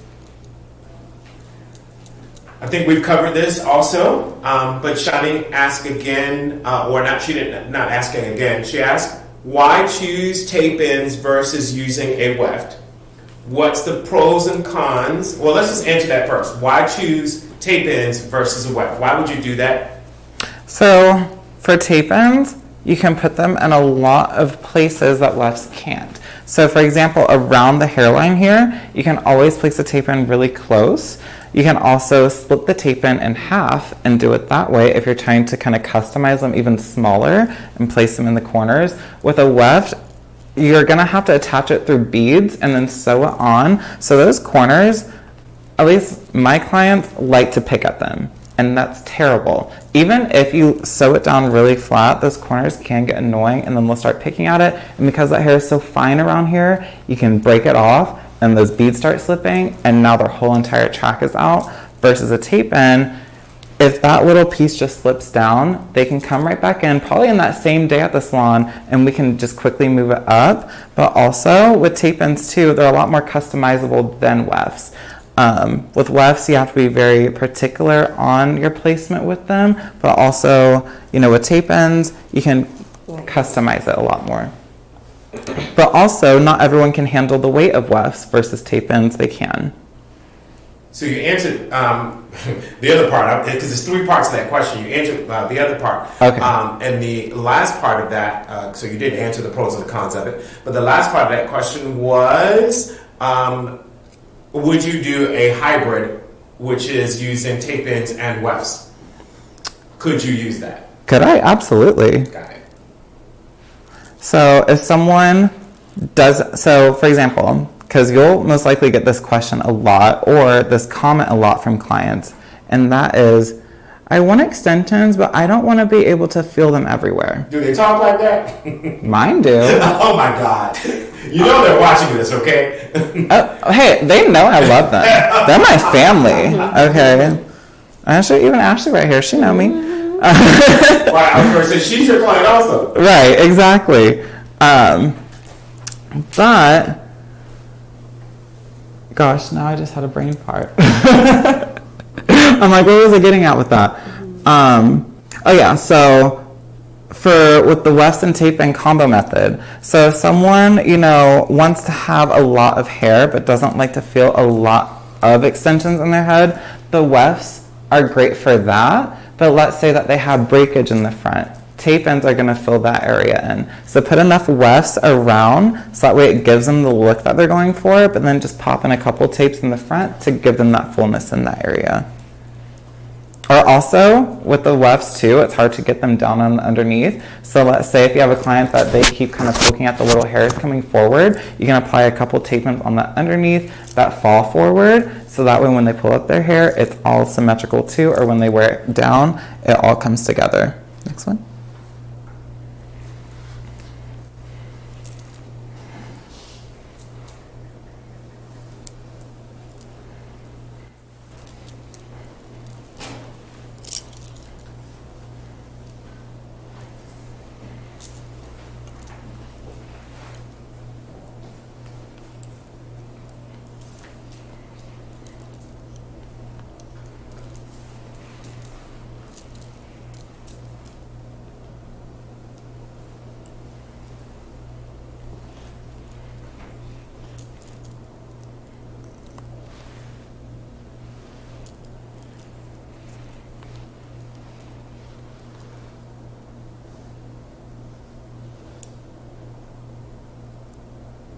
Another question on the board, not on the board, but from me. Ashley, why do you laugh every time? You know I'm being a teacher now, that's what I do. So could a customer who maybe her hair is not able to support color, could she add tape-ins and use the color to add as a color service without doing the chemical itself on her own hair? Absolutely. So if you have someone that maybe they're allergic to color, they're apprehensive about color, next one, you can custom color the extension regards to however color they want to. If they want to do a balayage style, add pops of like fun, bright colors, or if they just want something for, you know, a month or so, just trying something new out, you can definitely do that with tape-in extensions or any type of extension. But tape-ins are also a great way. Like, let's say if someone is thinking about doing, you know, some pieces of blue, and they're a blonde and they love being blonde and they've stayed blonde like all their whole entire life, and that scares them trying to go from blue to blonde, because that is probably my least favorite color service to do. Tape-ins, a great way to introduce that to them, and then they can have fun with that color, but then you're not spending forever trying to remove that actual color out of their hair, and then they still get to kind of play around and see the different first like looks with that too.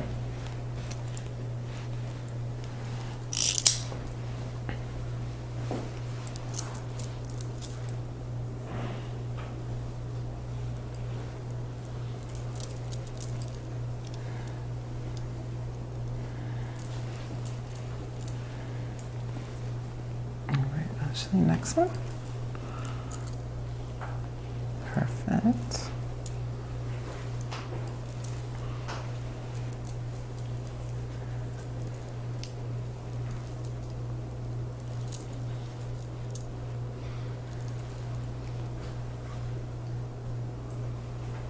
Again, not a question, but just having you to reiterate this. Ashley, you had her do a pre-service for you, and that was you had her to do a pre-shampoo, am I correct? Right. And that was did you require it to be a clarifying shampoo? Exactly. Got it. And I said clarify it 3 times.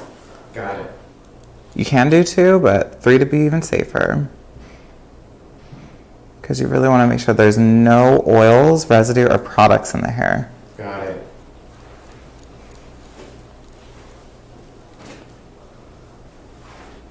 I am going to step up and show a little technique a little later, but since we're talking about that, I do myself choose to use a clarifying shampoo that is from Paul Mitchell. So I use a shampoo 3 from Paul Mitchell. What are some of the ones that you like to use, if you have, or if you will? I was going to say, that's actually my favorite one to use. Okay. Yeah, I actually find that one is so well, like, I'm just removing not only just the oils, but also brightening up blondes, because it takes away hard water, it takes away chlorine out of the hair, everything like that. Versus, like I say, I love my Redken. However, the hair cleansing cream from Redken, it is clarifying, but it just doesn't fully get it there like the Paul Mitchell one does. So I will have to agree with you on that one. I do really like that clarifying shampoo. And it's okay. I said it in our live yesterday. It's okay that we're able to use other products. It's fine. You're okay to use those. You don't have to be fully committed to one line. Exactly. And so kind of like what I'm doing right here, I place that first tape in where I want it to, but I want to make sure that when her hair is down that it's not going to show. So I'm just going to move right here, because this is how much hair is going to split. And now I know that that tape is not going to show when this hair is down. So before I even fully sandwich it together, I just want to double check it and just make sure. Because the worst thing is you seal that tape in, and then now you have to like go through and fully remove it. And it's a lot harder to remove a tape in when it's fully sealed this close to the scalp versus away, just because when you're removing it, you do want to make sure that you are holding their natural hair so you're not tugging and pulling on it.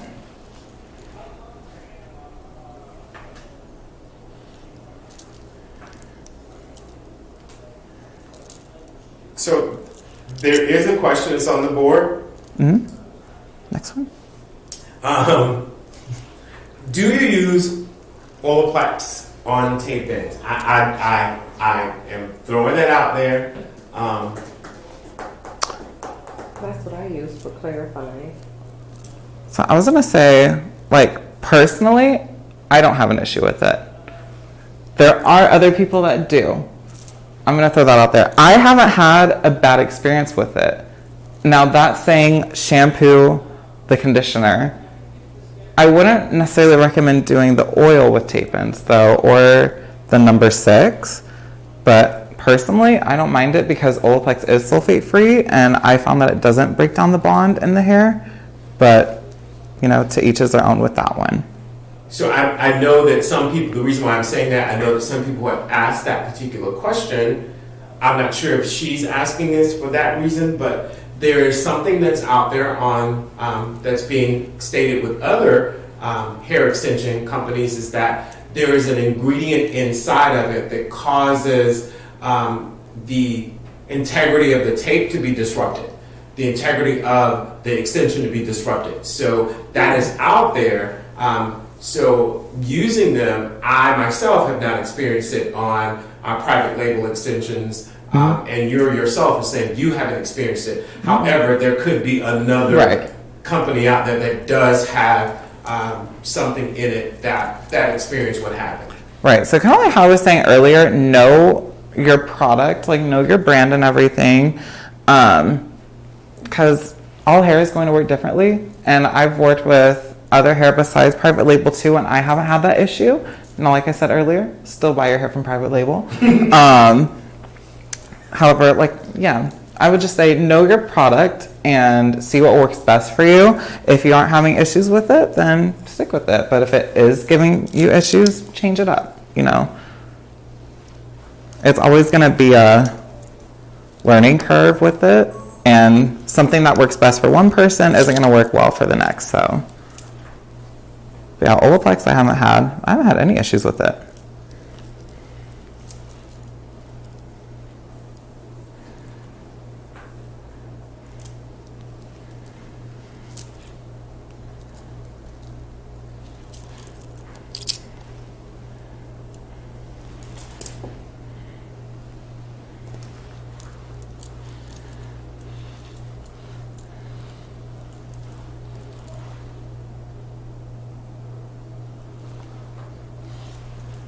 Now, after this, you are going to drop the hair and just basically see if you need to add more into it at this point. Mm-hmm.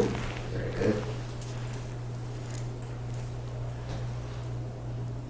And you are still every other lifting, checking with her and saying, "Hey, is this bothering you? Are you having any challenges with this?" Right. Still making sure that all that hair is nice and in there, and lifting it, making sure that the corners of the tape isn't poking at her scalp, that there's no crosshairs in between. So what are some of the things that crosshairs can cause? Could it cause breakage? Not even just breakage, but also traction alopecia. There you go. So that is something that you really don't want to happen, because you can get into a lawsuit over that. But pretty much your client, like, the whole entire scalp is just going to rip from, or the hair is just going to rip from the scalp, and they're going to have little bald patches everywhere. So definitely be cautious with it, and just make sure, like I said, take your time with it, make sure it's all nice and even, and don't try and rush a service. You know, I love that you are stating keywords: traction alopecia. Definitely. Causing little bald spots throughout the head. If you are not properly installing your tape ends or any extension service properly. Mm-hmm. Like, I promise you, if you're running 15 minutes behind on your next client, I promise you that the person in your chair, as well as your next client, is going to be a lot happier if you either, you know, give them a call, be like, hey, grab a coffee on your way in or something like that. You know, it's going to take me an extra 15 minutes to finish up this client, making sure that, you know, you give your client that proper care, as well as, you know, your next client is going to be thankful that you're giving them a heads up that you're running a little bit behind. But, again, just play by ear and take your time, be calm, Like I said, it won't be perfect that first time doing it, but after a while you'll get there.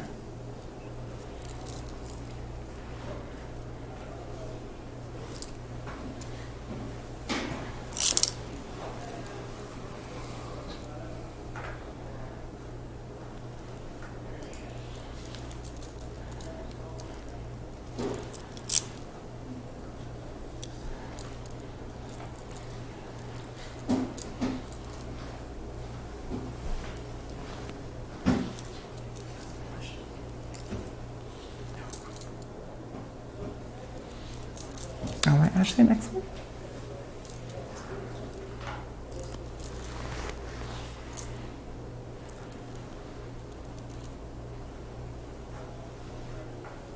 Someone was stating, yes, please address the proper installation. Because there are other options that people are doing improper installations out there. Definitely. There's a lot of people out there that don't have the proper knowledge on extensions or proper training. So just make sure that you are going to a licensed professional. Like I said, licensed. The shade! Just saying, licensed. You know, because only a licensed professional can guarantee you results. All right, next one.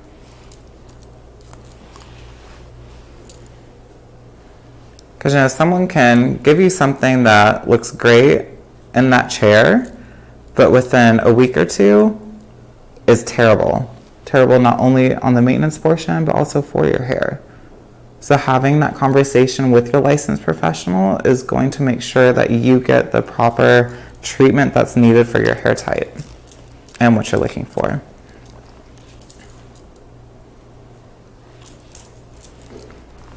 Hey, Ashley, does that hurt you? No. No, perfect.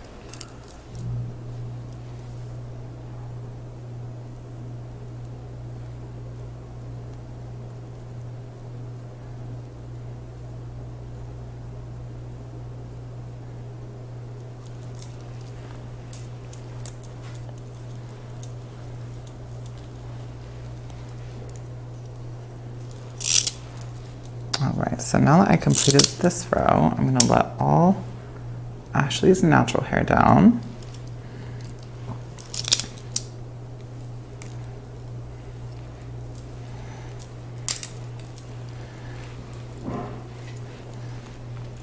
We're just gonna comb it all into place.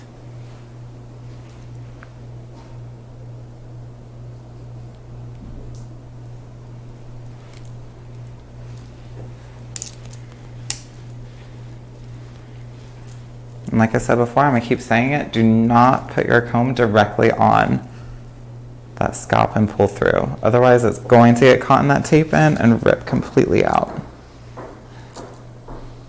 And we can also do too, it's kind of like how I'm doing, is hold onto the tape so that way you know exactly where they are and you're not stressing out the hair too. Can you say it a little bit louder, please? Guys, hold on to your tape ends. Hold on to them while you're combing too, so that way you know exactly where they are and you're not accidentally going too high up or going too close or pulling right into them. Which is stressing the tape and stressing the customer. Right, exactly.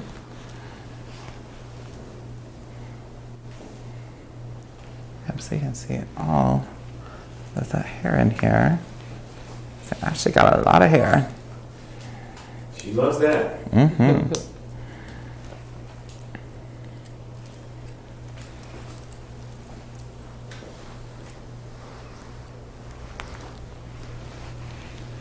All right, and sometimes what I even like to do too is spin the client towards me and look at them from straight on and bring the hair forward and kind of see where it lays.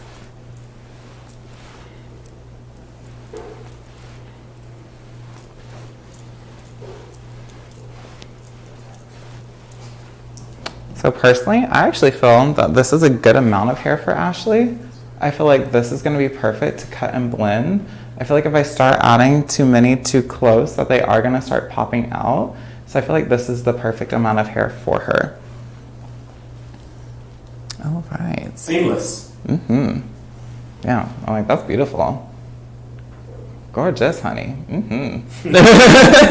Please don't blow her head up anymore. Oh, yeah. Hey, she's gorgeous. You know? Love it. She's my little air sign twin. All right. And then do you want to step in so we can talk about the maintenance and everything? Oh, you're making me step in now. I am. You're going in to do this. Yeah. Great. Look, you guys hear that? I was like, that way before we start, styling and blending in her haircut and everything, because I'm going to show how to blend in the extensions with the hair as well, we can go ahead and get the maintenance portion out of the way too. Got it. All right, perfect. And so we have 1, 2. See, and this was a bundle of 22 inch and a bundle of 20. And we have 3, 4, 5. About 5 sandwiches left, so sometimes you'll still have a little bit of hair left over, sometimes you'll use it all. It really just depends on the guest. So would you give her those 5 sandwiches for her to take home, or would you keep those 5 sandwiches? So if you're providing the hair, sell them the hair that she used, and you can keep this to resell to another client. Or if they're purchasing the hair for themselves, then that is when I do send them home with it, so in that way they can keep it. Personally, I don't like to keep anything that my client has purchased, just in case if anything happens to it, that is now on me. So I like to just go ahead and let them know where to store it, how to store it, and then they can always bring that hair back in whenever they choose to have that installed as well. Or if they choose that they want to sell it or give it to their friend, whichever, or even have it colored or something and play with fun stuff, they can have the option too.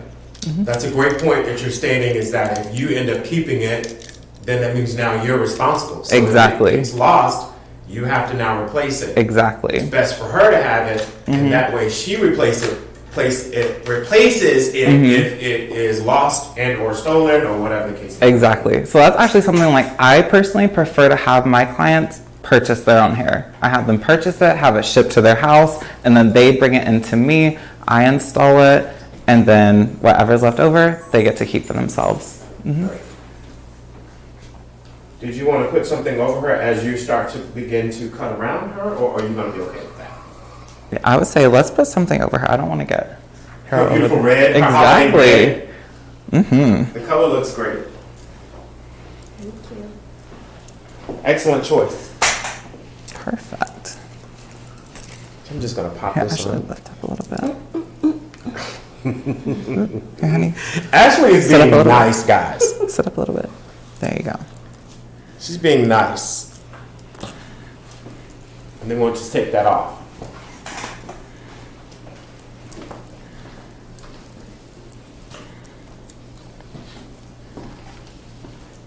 Hi guys, so while Michael is really just diving in and taking care of this cut and blend that he's doing, really just kind of texturizing. Because I'm going to blend it all that. I'm jumping in just to really talk about some of the maintenance that you'll be doing at home, or what you'll be discussing with your guests. A lot of questions come to me all the time about how do we shampoo the tape ends. So I have a little bit of a example that's right here, and I'm not sure if Dowie's going to be able to get in here and show you this. I'm not really sure, but it's okay. We're going to try our best to do this.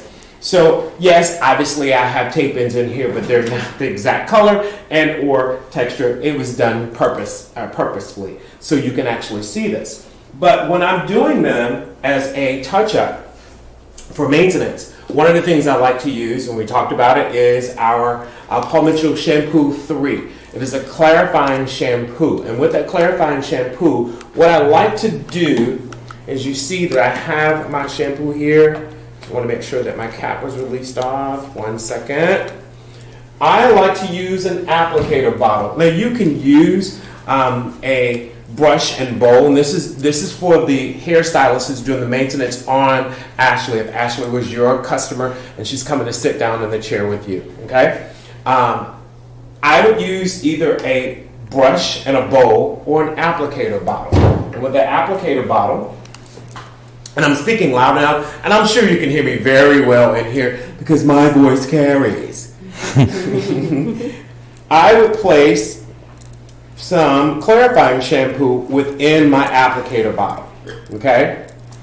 And with that, as we are here in our chair, and you can do it at the bowl, either one, what I would do is I would take my applicator bottle and allow the clarifying shampoo, line it up right around that base area where your tape is laid.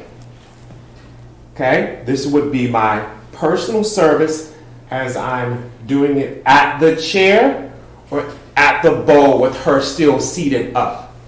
Okay?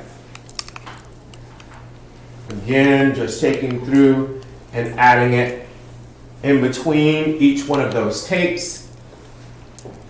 This is special care because, again, you're not shampooing this hair like it was just grown out of her head, like God just gave it to her. God didn't. You're adding it, okay? So there's some special care that needs to be done with these tape ins. So at that point, I will take and go in between each tape in with a little touch of my clarifying shampoo. With a little touch of that clarifying shampoo, then I would take my fingers and just at the chair or the bowl while she's still seated up, rub or massage the shampoo within. It will suds up. You don't need the water at that time. It will sud up. As you can see, it starts to set up some here for you. What it's doing is it's clearing out all of those oils and those impurities and everything that your sebaceous gland have activated and pushed all of that oil out of her hair or out of your hair or your customer's hair and is pushing it down her shaft. So everything, all the oil that's living there, I'm pushing that shampoo in there just to cleanse that. But I'm not vigorously grabbing and pulling that hair. I'm just going through and getting it off of that tape and off of that new hair that's living in between the taping. Okay? I'm going to do that for all of the areas where the tape is located. While her hair is still dry, I'm doing that in the chair or at the bowl. Once I went through with that particular service, then I'm going to lay her into the bowl and just rinse. And I'm going to rinse all of that out of her scalp because I've just done a scalp shampoo for her to cleanse out all of that oil for her. Now, once I've done that, then I can grab my next shampoo, which is my hydrating shampoo. I'll grab a hydrating or moisturizing shampoo that's sulfate free. And at that point, I will begin to shampoo at the bowl everything that lives. And one of the things that Michael said was chin, below the chin. I will start shampooing then because once I go through the head, at the base of the head, I've already shampooed all of that out. And when I'm at the wash house and I'm rinsing it, it's rinsing out to about that much. So it's taking care of about that much of that hair. The rest of it, I would then from mid-shaft to end shampoo with my hydrating shampoo. Because what is the one thing that Michael talked about earlier is that tape-ins do not love oil. Tape-ins do not love that hydration. So you don't want to put that hydration into that because it's going to disrupt your adhesive. And your adhesive will start to come apart. And you definitely don't want them to come apart from the ends and or the middle because anything that gets in between it, that tape-in separates and now you start losing tapes.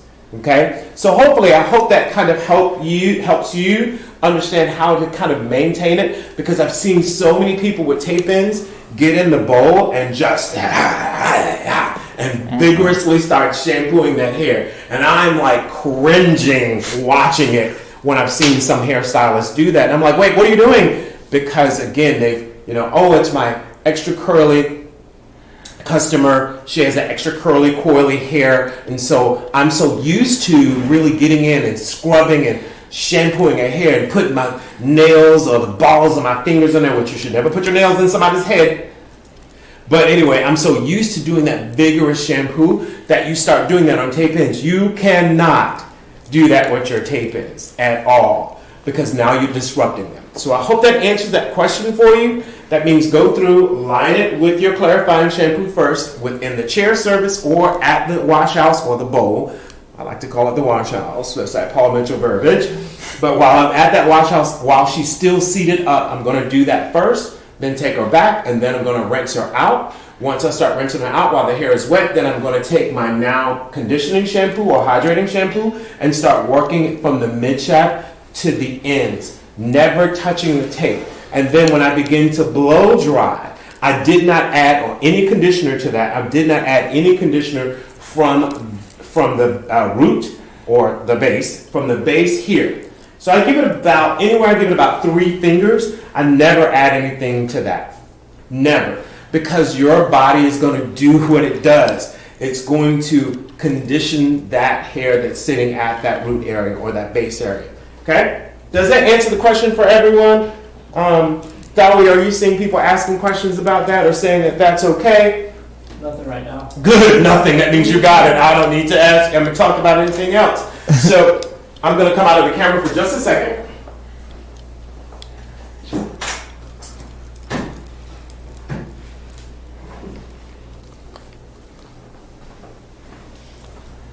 So just remember, find you a shampoo 3. I hope you can see this. I'm holding it really, really still. If not, Tilt it upward a little bit. Yeah, yeah. I love to hold it hanging back. They told me about that yesterday. I was like, tilt it forward, Dallas. Add you into your service of products. Your clarifying shampoo, shampoo 3 with Paul Mitchell. I always would get it from a certified dealer. Never just go running to a Kroger. See, y'all calling out names. I wasn't even going to call out the names. But one of those other places, okay, and jump in there and go, I'm going to get that shampoo because there it is right there. If you knew the story about picking up those from those places, they are not guaranteed. And you never know what is inside that bottle because the emulsification that happened in that bottle has now separated because that bottle only has a year's shelf life, generally about 1 year of a shelf life. And once that shelf life is gone, the chemical makeup of that could have separated. And you don't know what's inside that bottle. And you don't know what it's doing. Okay? So be careful with buying from that. Definitely buy from a certified dealer because after so long, they do replace out those products, send them back to the manufacturer, and give them brand new products. Okay? Find yourself an applicator bottle while she's sitting in the chair. Go through and line through them section by section, and then gently massage through to get all those oils off. And now you restart your do your shampoo in the bowl, cleansing, and not vigorously scrubbing anything at the scalp. Okay? Perfect. At this point, what he's doing is he'll share what he's doing with you guys. So now I'm going through and just smoothing out Ashley's hair with the extensions. So I'm kind of going in like some diagonal and vertical sections, making sure I pick up extensions with her natural hair as well. That way I can make sure that it blends seamlessly, but also before I do the haircut as well, I need to see it straight, just so that way I can easily blend in the haircut together. Also, Ashley's hair is straight right now, so I don't want to go through and do a cut with it curly, and then whenever she goes back and styles it, it's not going to lay the same.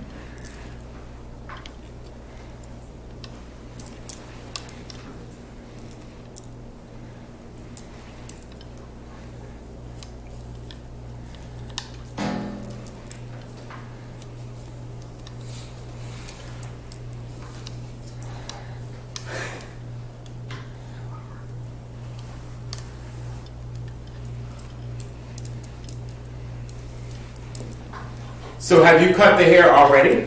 No, so I haven't cut anything yet. I want to smooth everything out first. And the reason why you're smoothing it out first is because you want to do what?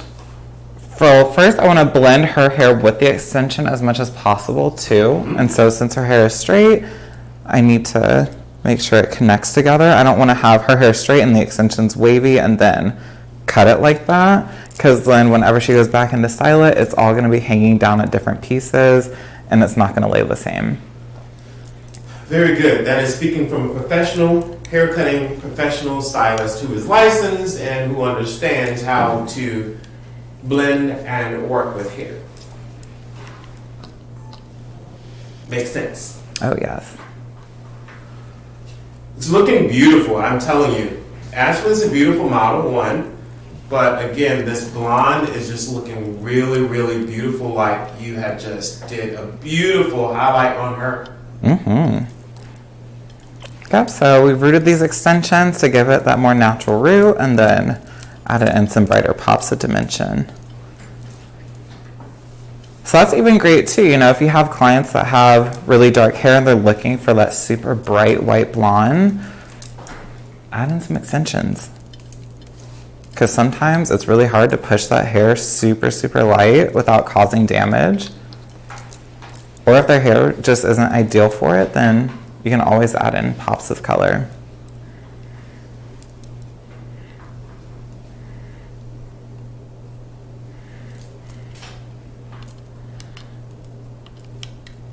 And if you get stop on a tangle, just release the iron, go back through, come out a little bit more, and then redo it.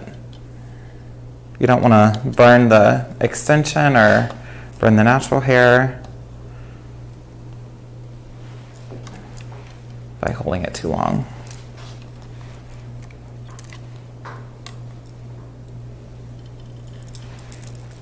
I do like to use a wet brush sometimes and also an extension or wave brush when I'm using to comb through, just so I don't snag all of the tangles or anything that could be tangled in the hair at that point. Would you say you would use something like that, Michael? Definitely. Oh yeah. Yeah, that's gonna help, you know, your client not get knots in their hair, because also when your client does have extensions, they need to be brushing their hair every single day. Ooh, say that Every one more time. single day. I actually tell my clients brush your hair every single morning and every single night. And even Marsha. even better too, I know that they have like the little mini wet brushes that you can put on like your keychain. Get yourself one of those. Brush your hair while you're out shopping, getting coffee, anything. Yeah, I think that people don't stress enough that having extensions is high maintenance. It's high maintenance. They think that once they get them in, I can just go. No, it's high maintenance. And for you to keep them and have the investment that you made in them last, there are many things that you need to do. Mm-hmm.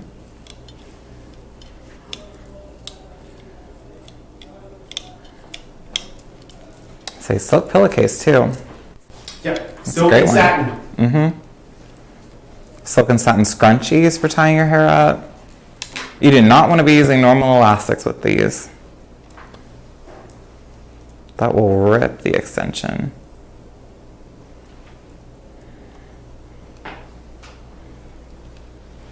I love that you're mentioning for all hair textures that silk and satin scarves and pillowcases are for all hair extension. I mean, all types of hair, and all textures, and for all ethnicities. Definitely. It's great for everyone. It's good for everyone. Helps with everything. It even helps with your skin. Look at that, dropping nuggets. Yeah. I always tell people that cotton is a product that removes moisture. I tell people if you sleep with cotton, you're going to look like SpongeBob when he didn't have his water. Wow. I didn't mean for you to go that far. Dry and crusty. You don't want no dry and crusty extensions. I didn't mean for you to go that far. But No. okay. I love it though. I love the rawness of it. I love it. It lets people know. Dry and crusty. Yes. It's actually what my client said to me yesterday when she walked in. She was like, Michael, I'm looking dry and crusty. I was like, well, what'd you do? I was like, don't tell me you're like comparing yourself to KFC.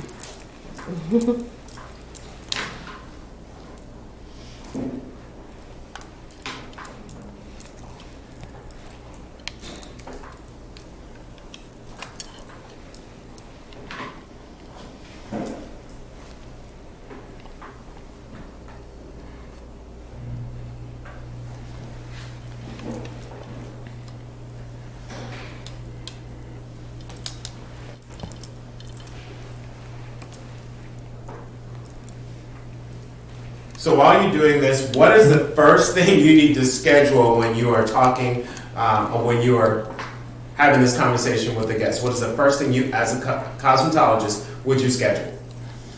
All right, well, the first thing, I schedule our consultation. Perfect. And then right after our consultation, I schedule out their installation date. And we actually do it either, if they're going to get color done, I make sure that they come and bring the extensions to me so I can custom color them.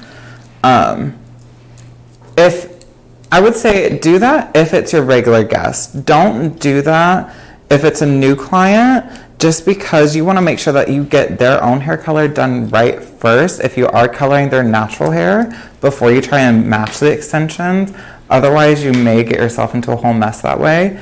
But definitely scheduling out the consultation, their installation date, but then right after you do their installation, what I like to do too is book out their next 2 removals and move ups, because you really want to make sure that your client knows that, one, they have to come in for that maintenance. There is no, pushing it out more weeks.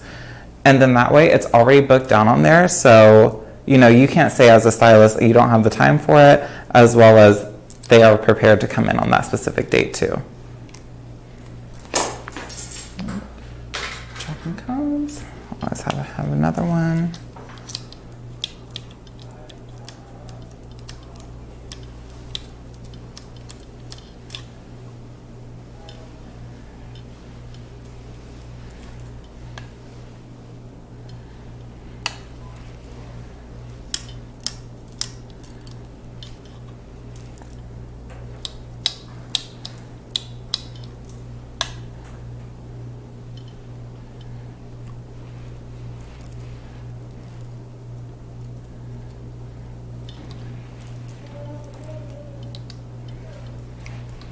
And when you're ironing the hair, make sure that you get all those knots out. You don't want to iron a knot into the hair.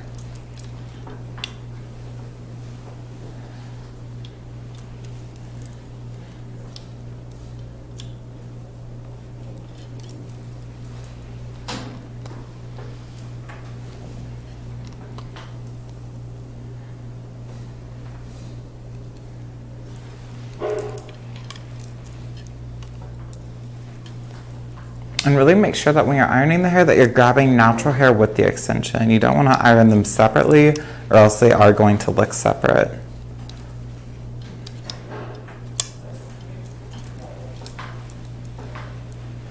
Whether you're straightening, curling, any type of style.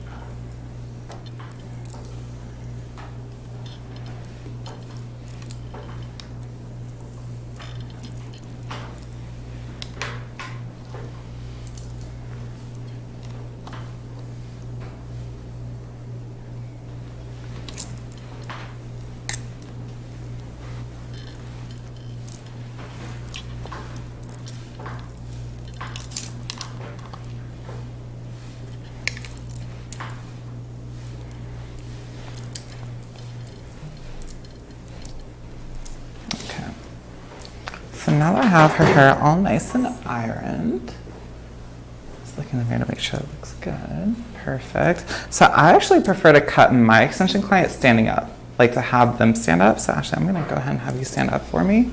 Do you need me to move the chair out of the way, or are you okay with it? Yeah, let's go ahead and move this out the way. Actually, I might be able to. Watch your leg. There you go. You knew she was going right to the mirror. You knew she was going right to the mirror. Hey, where else would Ashley go, right? Right. All And right. you want to bring her back some if you like? There you go. Yeah, perfect.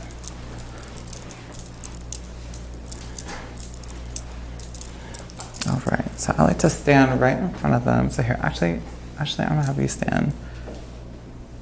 Is that good? Right there. Body. Here, I'm gonna spin you towards me, looking towards me. Perfect. So I like to bring all their hair forward. Keep it long, Poppy. I can't stand. I can't do y'all. I don't know why. Oh my gosh. Okay, so Ashley wants to keep as much length as possible. So really, all I'm looking to do with this is just take off right where it looks a little too thin. So I'm gonna bring all this hair forward.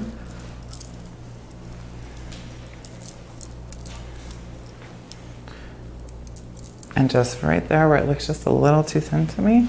A little bit in the back still. Yeah, so it's okay to still have a little bit in the back because I am going to toss this towards the back. But I notice with a lot of clients, they like to kind of have more of a roundness to it. So I like to bring it towards the front first, cut it to where it's even, then I'll have her spin around, and then we'll connect it all to the back to give it that V or U shape that you're looking for. Can you guys take one step back? No, like back towards Towards the me? back wall. Towards the private label side. Yeah. Look at that. Y'all look like y'all dancing. We're doing the tango. Good tango. More like the electric slide. Yeah, man, I don't like to cut extensions blunt. I like to do a lot of point cutting with them. But also with extensions, it's a very visual cut. You don't really just want to go in making all these harsh lines and cutting it how you would someone's natural hair. You really just want to eyeball it, really look at it. All right, and so now that I have that, I'm going to have Ashley turn to the wall. I'm going to toss the hair back. And then what you'll notice is now it's creating a V section here. So Ashley, I'm going to have you spin this way. Front still. Yeah. There you go. So now we can kind of see it's creating a more roundness shape to it. So then what I'm just going to do is just cut off that tail that's right in here. Actually, I'm going to be spin back towards this wall. This looks beautiful.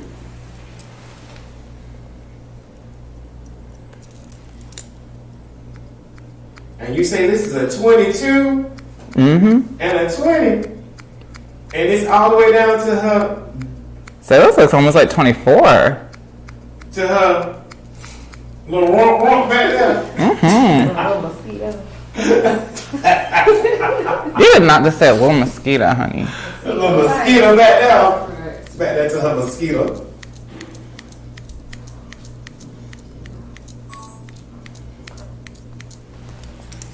All right. All right, Ashley, maybe spin back towards me. So now that I have her baseline set, I'm gonna toss this hair back to the front.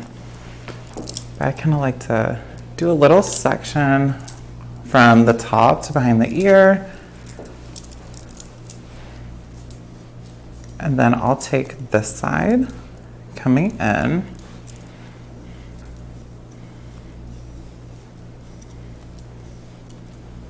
Ashley, great choice for the glitter. All right, and then I'm gonna hold this with my two fingers, and then Ashley, I'm gonna be look this way to the right.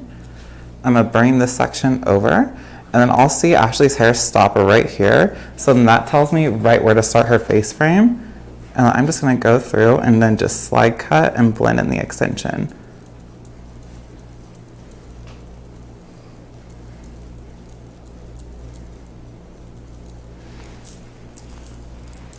Across the street haircut, baby.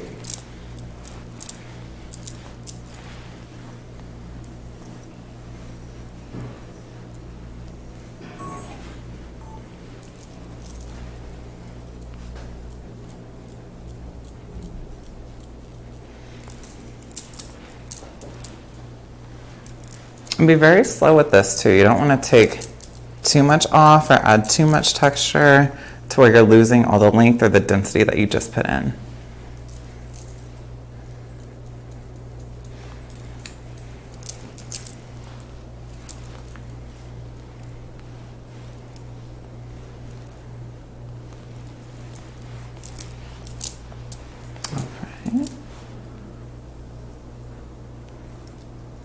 I love that you're making it believable that we can believe that this is her hair. Definitely. A lot of people become a little afraid to cut hair because they're like, oh my God, it's so much hair that's in there, so I want to keep it. Again, be careful at what you're cutting, but also make sure that you're cutting enough that it looks like it's hers. Definitely. So you want to make sure that you have enough to give you that nice baseline, but then connect that hair in with the extension. You don't want to have, you know, all these little short pieces in her fringe and then just a long disconnection. So I don't know if y'all caught that when she was like, are you going to add one like here? I was like, no, it's all good. That's because I knew that I was going to kind of custom cut them to create that nice shape and blend. Because if you go through and start adding more up into this area, it may look okay, but to me it still looks kind of fake. But also it's just too much hair to deal with, and then it's still not just gonna blend right. Also, a lot of people don't understand that when you are a tape in, and it depends on how often you shampoo your hair. Some ladies shampoo their hair daily. And imagine having that amount of tape ins and sitting in a shower and that hair gets wet. And having that weight pulled down on your hair. It's uncomfortable. That's too much. It's uncomfortable.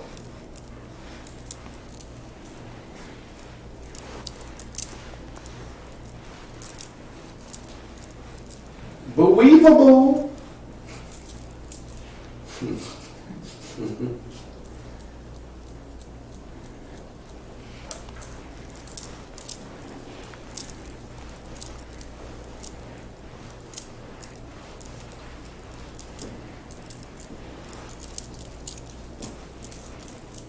Like I said, take your time with it. Don't rush it. And then whatever's comfortable for you. I know you're going to have your more comfortable side with your non-comfortable side. So for me, cutting my left, their right side is the easiest versus my right, their left, or my right, your left. That's why I kind of like to spin my fingers around, and then I can cut from behind. And then once that moves from in front of the face, it gives it that good face frame.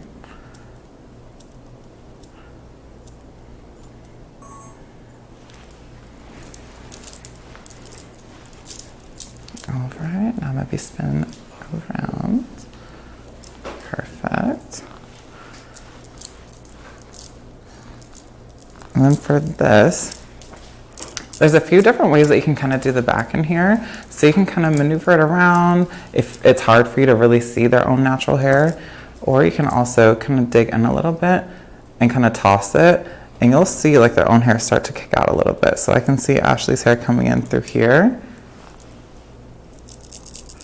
Or even if I shake it across the top this way, there's some pieces that start to poke out in here. So that tells me I don't really need to add layers higher than that. Otherwise, I'm going to start cutting into her own hair, and your clients aren't going to want them cutting into their own hair. But then I just like to go through, do a little bit of slide cutting.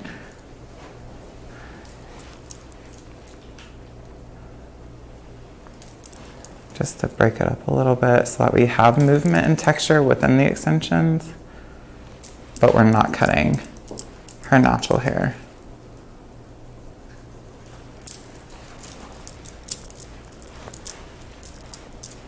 I know that you guys probably see a lot of people using a razor to cut the extensions. Personally, I don't recommend using a razor just because it can fray the cuticle of the extension. So I like to do shears and do a lot of slide cutting, a lot of point cutting. You can also do texturizing shears as well. And I would say get yourself a good pair of extension shears. You don't want to be using your really good shears to cut extensions because it will dull out your shears.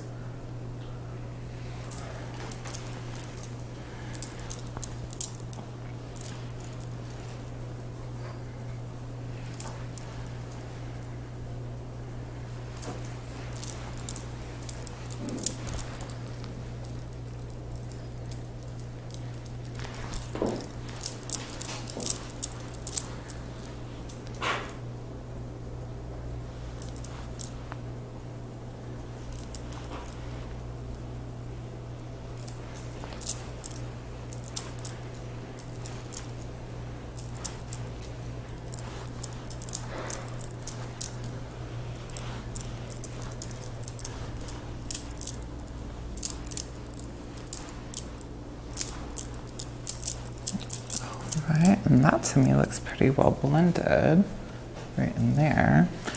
So what I really like to do too is just check and make sure that there's not a corner on the edges, even though I started on the front and worked my way to the back.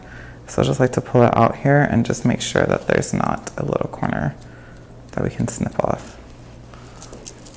And here, I'm going to spin it this way.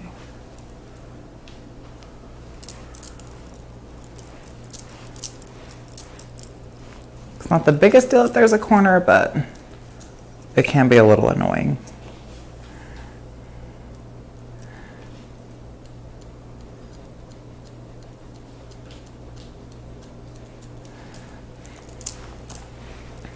All right, and that is it for her blending haircut. So now we can style it as we want to. Want to do some curls? Let's do some curls. I'm so dumb. Do we want curls for the girls? Yeah, let's do some curls tonight. Girl, can we just keep it straight for the who was saying we'll do curls off It's camera? gonna be 5 minutes. Since we have been 3 hours into this. Oh my Okay. God. Yeah, we can just enjoy the Okay, straightness. we're gonna Enjoy the straightness. Okay, well, this hair is really, really good. It feels weightless, like there's nothing in my hair. That's amazing. I personally was a clip-in fan. Now I am absolutely all for private labels, tape-ins. Yeah, let's go ahead and take this off for you too, honey. So that's right, you were a clip-in girl. Yes, absolutely, because I don't like to have That commitment. that commitment of sew-ins or eye-tips or, you know, all your other methods of extensions. So this feels very, very natural, like there's nothing in it. So that's what I go for. Oh, that's amazing. Got all of that too. It's beautiful. And the blend is perfect. Gorgeous, honey. So of course Michael did my color and also my tape-in install. And of course Dallas, this is his private label hair extension. Wow, you're gonna say it's mine. Okay. Can we see the back? Oh, yes. Gorgeous. Beautiful. Can run my fingers through my hair. Okay. Ponytail. There she go. Very nice. Just pull that hair up again like that again. Just grab it again. You didn't have to whatever, but just yeah. Ponytail test. Yeah. Yes. Girl, put it down. Very good. So funny. again, where can we find you? So my Instagram is at Mike Angel Hair on Instagram. I'm at Ulta at the Foreman Peachtree Corners, and that's where you can find me. Perfect. And Ashley, do you want to add your Instagram again? Absolutely. You guys can follow me, Ash_B-. I also have a full service salon coming soon. March, follow my business page as well, Two Dirty Blonde Salon. Two Dirty Blondes. I love it. All right, guys. Thank you so much. I appreciate it. This was a Thank you. live, and you guys close it however you want to. All right. Well, thank you guys for joining us today. It was my pleasure to help you guys, give you guys some tape-in installation tips, as well as a few other ways, and blending, installation, maintenance too, even. So yeah, you know, DM me if you guys have any other questions, and I'll be free to Get with answer. Michael, he's the best. Love her. All right, you guys enjoy the rest of your day. Bye, guys. Bye.